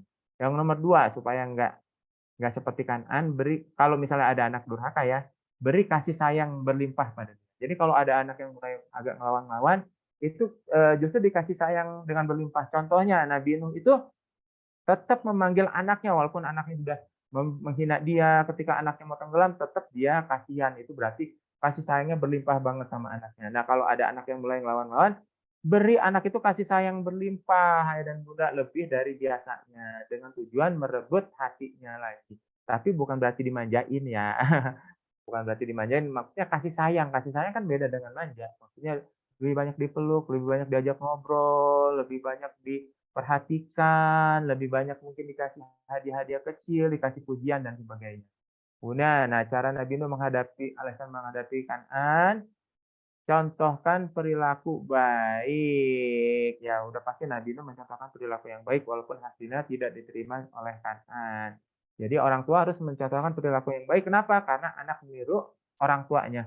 Madrasah pertama seorang anak adalah orang tuanya, ibunya, ayahnya, ya kan? Nah, yang keempat, kalau ada anak durhaka, berdoa untuk anak. Nah, jadi kalau kita dikejar anjing nih, mana yang benar kita minta yang punya anjing untuk mengekang anjingnya atau kita melawan anjingnya sendiri atau kabur?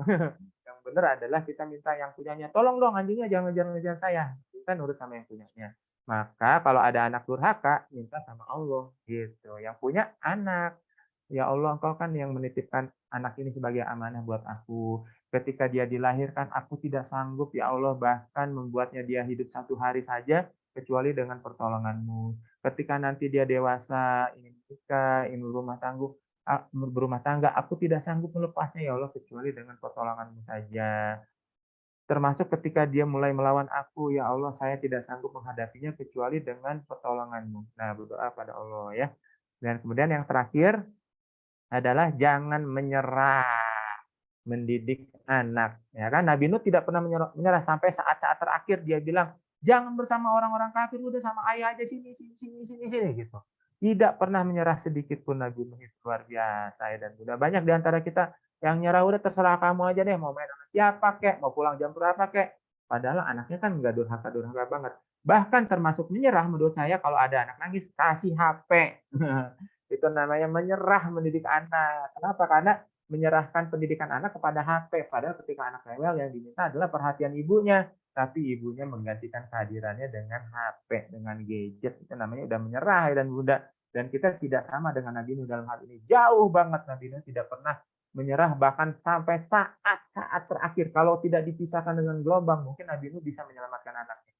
Tapi Allah menakdirkan ada gelombang datang, terpisahkan tuh perahunya Nabi Nuh kemana, anaknya Nabi Nuh hanyut kemana gitu. Nah, terakhir ya. Masih ingat gak nih? Ini kan tadi ceritanya ya. Nah, teksnya yang mana nih? Yang nomor 1 teksnya yang A, B, atau C?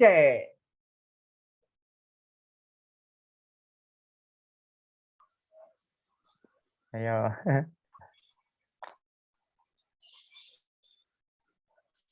Yang mana ya?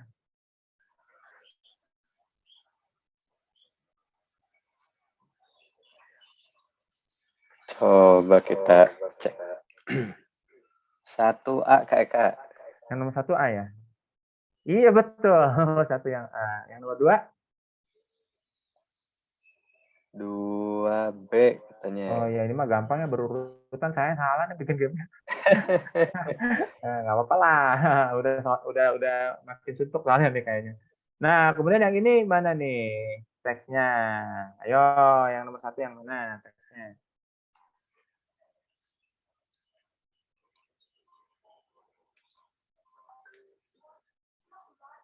A, B, atau C?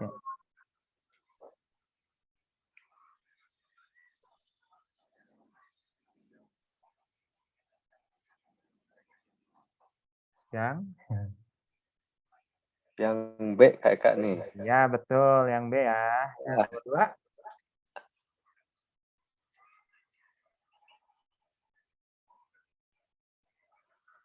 Coba yang kedua apa?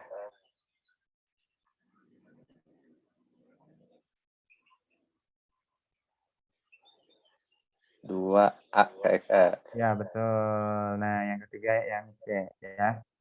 Nah, sesuai dengan urutannya nih. Nah, yang nomor 1 tuh yang mana tadi? Kalau ingat urutannya yang nomor 1 yang mana? Yang A, B, C, D, E, atau F? Dikit lagi nih Ayah dan Bunda sebelum tanya jawab.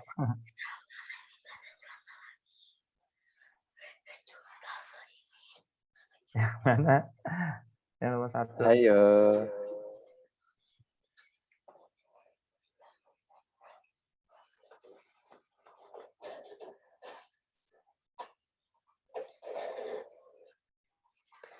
Yang nomor 1 yang Yang B, Kakak. yang B. Oke, kita lihat ya. Salah, yang E. Oke, terus yang nomor 2 yang mana?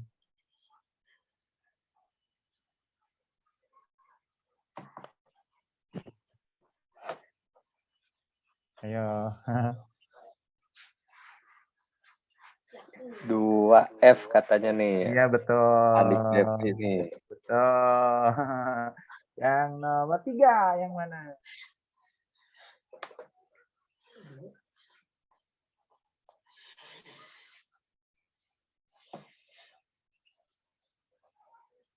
Coba Ayo 3B, dikit lagi. Kakak. Ih, betul. Sekarang yang nomor 4 di mana? A, C, atau D?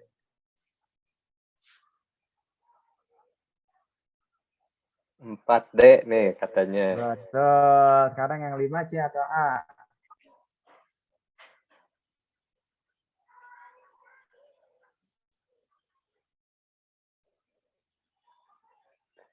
Empat D, 5C. Iya, benar. 5 C dan yang terakhir yang A adalah yang 6.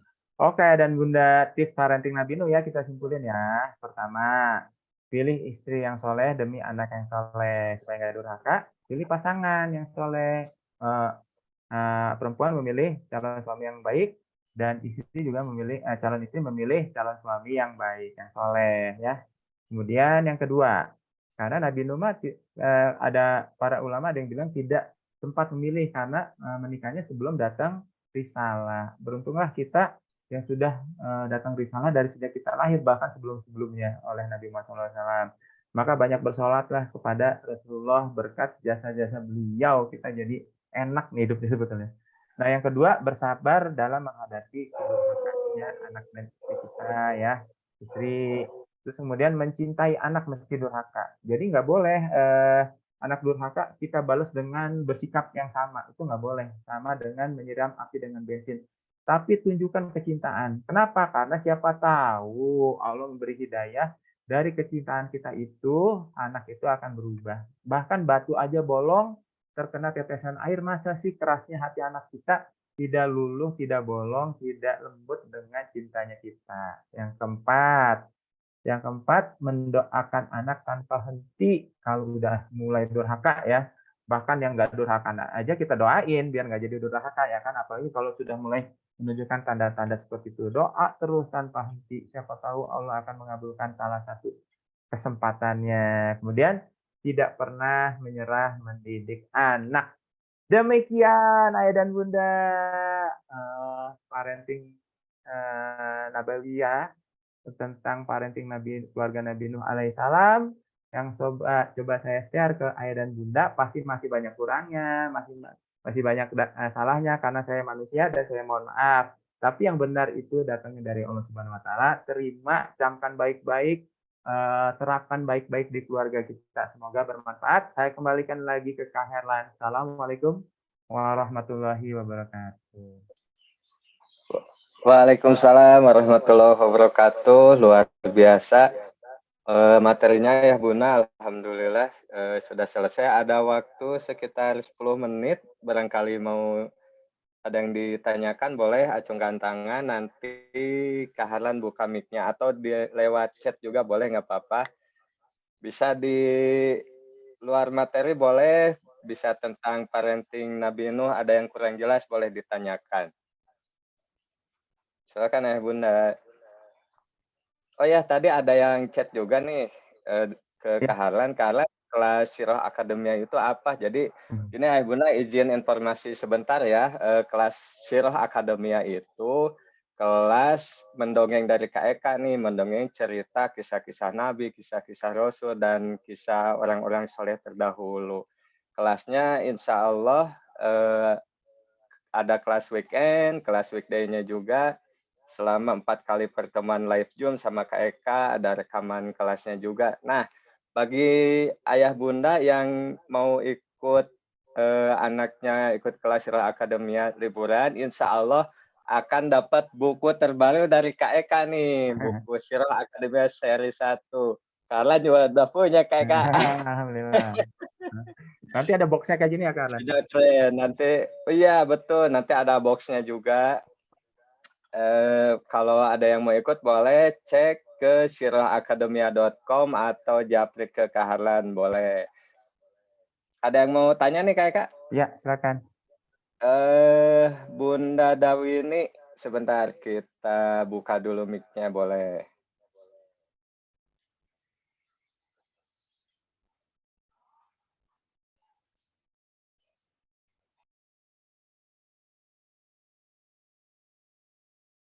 Ini.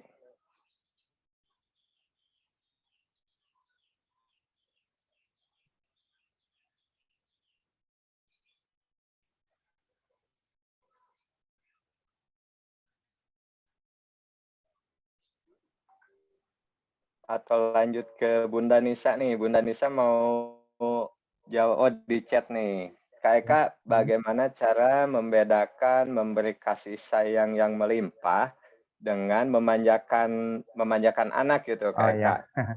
Oke, langsung jawab ya. Gambar saya berhenti nih di ini, takutnya nggak nyampe suaranya. Sampai ya, Kak Arlan? Iya.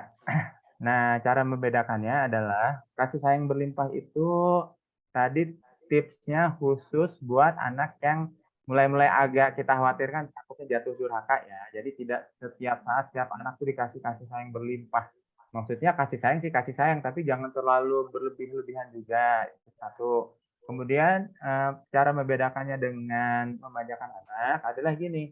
Kalau memanjakan itu anak tidak perlu kita kasih gitu karena kita saking sayangnya sama dia, anak nggak perlu dikasih, tasnya masih bagus sudah diganti yang baru, kemudian dia nggak pengen makanan yang mahal kita kasih makanan yang mahal, dia nggak perlu hadiah yang terlalu spesial kita kasih hadiah yang spesial gitu. Nah itu namanya memanjakan.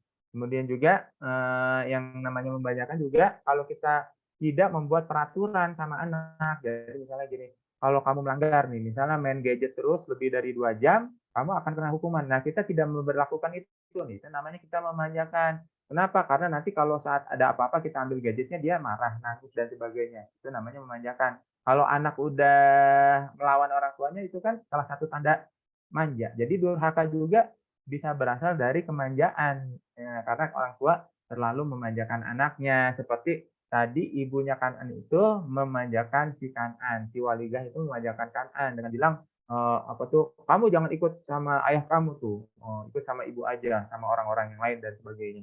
Nah itu apa yang membedakan antara kasih sayang berlimpah dengan memanjakan. Sekali lagi kasih sayang yang berlimpah itu kita berikan kalau ada anak yang memerlukan perhatian yang memang lebih. Kan kita tidak selalu sama, misalnya kita punya 3 anak, tiga-tiganya dikasih perhatian yang sama. Kadang-kadang ada satu anak yang memerlukan perhatian lebih. Misalnya dia lagi kesulitan, lagi sedih, lagi dapat masalah di sekolah. Kita boleh memberikan perhatian yang lebih kepada dia dibanding yang lain karena saat itu dia memang sedang membutuhkan. Bukan berarti tidak adil. Kedua, supaya tidak memanjakan, buat peraturan yang sama anak yang anak tuh tahu konsekuensinya kalau dilanggar. Nah, kalau udah buat peraturan tapi tidak diterapkan, misalnya anak melanggar tapi kita tidak hukum, itu namanya memanjakan juga sama. Gitu. Jadi kasih sayang berlimpah itu khusus untuk anak yang memang memerlukannya. Kalau tidak memerlukannya cukup dengan kasih sayang normal aja, nggak usah terlalu berlimpah-limpah gitu ya. Kayak gitu. Jadi ini berlaku untuk kasus khusus. Nah, untuk supaya tidak durhaka dengan cara memanjakan, ya jangan beri anak sesuatu yang tidak dia perlukan. Kalau anak pengen sesuatu, coba upayakan sedikit banyak anak berusaha dulu membuktikan bahwa dia layak. Misalnya, aku pengen sepeda baru, boleh, tapi misalnya nilai rapot kamu lebih baik dari semester kemarin. Atau kalau perlu misalnya kamu sholatnya tepat waktu dulu dong. Kalau anak laki-laki pergi ke masjid, sanggup nggak janji? Kalau janji nanti mama kasih deh sepeda. Jadi ada apa ya, ada usaha anak untuk mendapatkan sesuatu yang dia inginkan, itu namanya tidak memanjakan akhirnya. Tapi kalau apa-apa pengen dikasih, hati-hati nih buat yang punya anak tunggal, sementara kita juga berkelimpahan, itu hati-hati, jangan sampai anak tidak perlu kita kasih, nanti anak akan kehilangan terima kasih, jadi manja, jadi sombong, jadi egois, nanti di sekolah, di mana-mana dia dijauhi temannya. Gitu, Kak. Ada lagi yang lain? Eh, ada satu lagi kakak boleh ya? Iya, iya, iya, silakan. Dari Bunda Dawini nih, bagaimana memberikan bimbingan dan nasihat pada anak yang terpisah dari ayahnya, sedangkan posisi anak bersama ibunya, yang khawatir terkena intervensi oleh ibunya, sehingga anak berprasangka tidak baik terus terhadap ayahnya. Ya, memang kalau sudah bercerai itu perlakuannya khusus ya, tidak sama dengan anak-anak biasa gitu.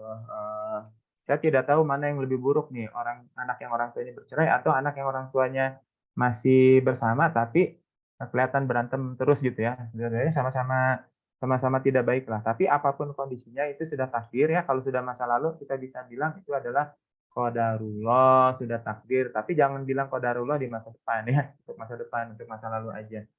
Nah, kalau sudah berpisah anak sama ibunya, upayakan, tetap ayahnya itu kontak dan anak merasa disayang sama ayahnya. Walaupun pasti nggak akan sama ketika anak tinggal bersama ayah, itu sudah pasti, itu mah udah nggak bisa diganggu-gugat ya. Misalnya ayahnya sama sayangnya nih dengan, si ayah A dan ayah B sama-sama sayang pada anaknya, nilainya sama misalnya. Tapi yang satu tidak bercerai, yang satu bercerai, itu pasti hasilnya beda, walaupun rasa sayangnya sama. Jadi upayakan tuh sebisa mungkin ya tetap, gimana ya, kalau bisa upayakan tidak lah, tapi itu kan jalan keluar ya, exit lah. Kalau memang sudah terjadi ya sudah.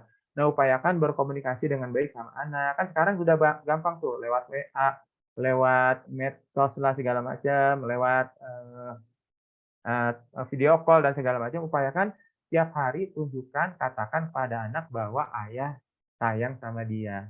Tapi jangan menghasut anak supaya jangan tidak nurut sama ibunya. Kenapa? Karena anak tinggal sama ibunya. Kecuali kalau misalnya ibunya menghasut anak untuk tidak nurut sama ayah. Nah, itu mungkin ayah bisa menjelaskan, tapi bukan berarti menghasut untuk melawan ibunya. "Ibu kamu tuh yang salah bla bla bla." Akhirnya udah mau bercerai masih tetap berantem, kan kasihan banget anaknya gitu ya. Nah, masih mending kalau gitu anak yang ngelihat, berantem tapi masih di rumah, kadang-kadang dia ngeliat orang tuanya akur lah sebagainya. Tapi ini mah udah bercerai, nggak kelihatan akurnya, berantem terus. Nah, itu jangan sampai kayak gitu. Jadi upayakan, katakan sayang sama anak itu, katakanlah kalau ada perlu apa-apa bilang sama ayah. Dan kalau bisa luangkan waktu minimal nih seminggu sekali lah ajak anak jalan-jalan sama ayah. Kemana yang anak suka, misalnya makan nih, makan, ngobrol, curhat, upayakan deh kalau bisa, please sebisa mungkin. Jangankan anak yang sudah bercerai, anak yang masih ada bersama orang tuanya di rumah aja kalau perlu diadakan sesi-sesi kayak gitu, pergi sama ayahnya dulu kemana gitu kan, makan atau mungkin, lihat teater atau mungkin pergi, belanja bareng atau mungkin ikut ayahnya olahraga lah, apalah segala macam. Jadi upayakan, komunikasi komunikasi komunikasi komunikasi. Tunjukkan rasa kasih sayang, sehingga bondingnya tetap kuat walaupun mungkin secara fisik berpisah sama ayahnya. Dan jangan lupa doakan dia terus, bilang sama dia, "Ayah selalu doakan kamu dan ayah minta kamu doakan ayah," gitu. Kalau anaknya bilang, Aku pengen ayah dan bunda bersatu lagi," misalnya, "Amin," gitu bilangnya kayak gitu ya.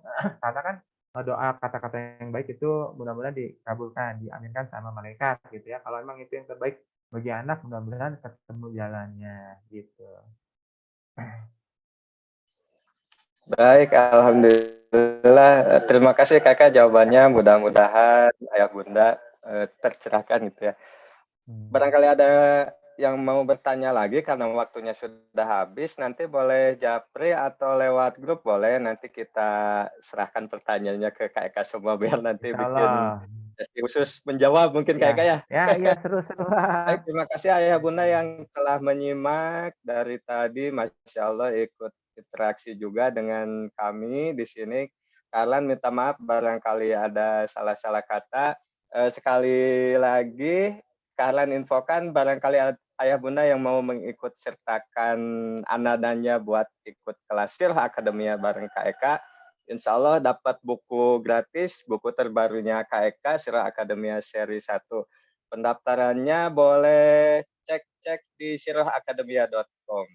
Baik, kita tutup aja pertemuan kali ini dengan membaca hamdalah bersama-sama.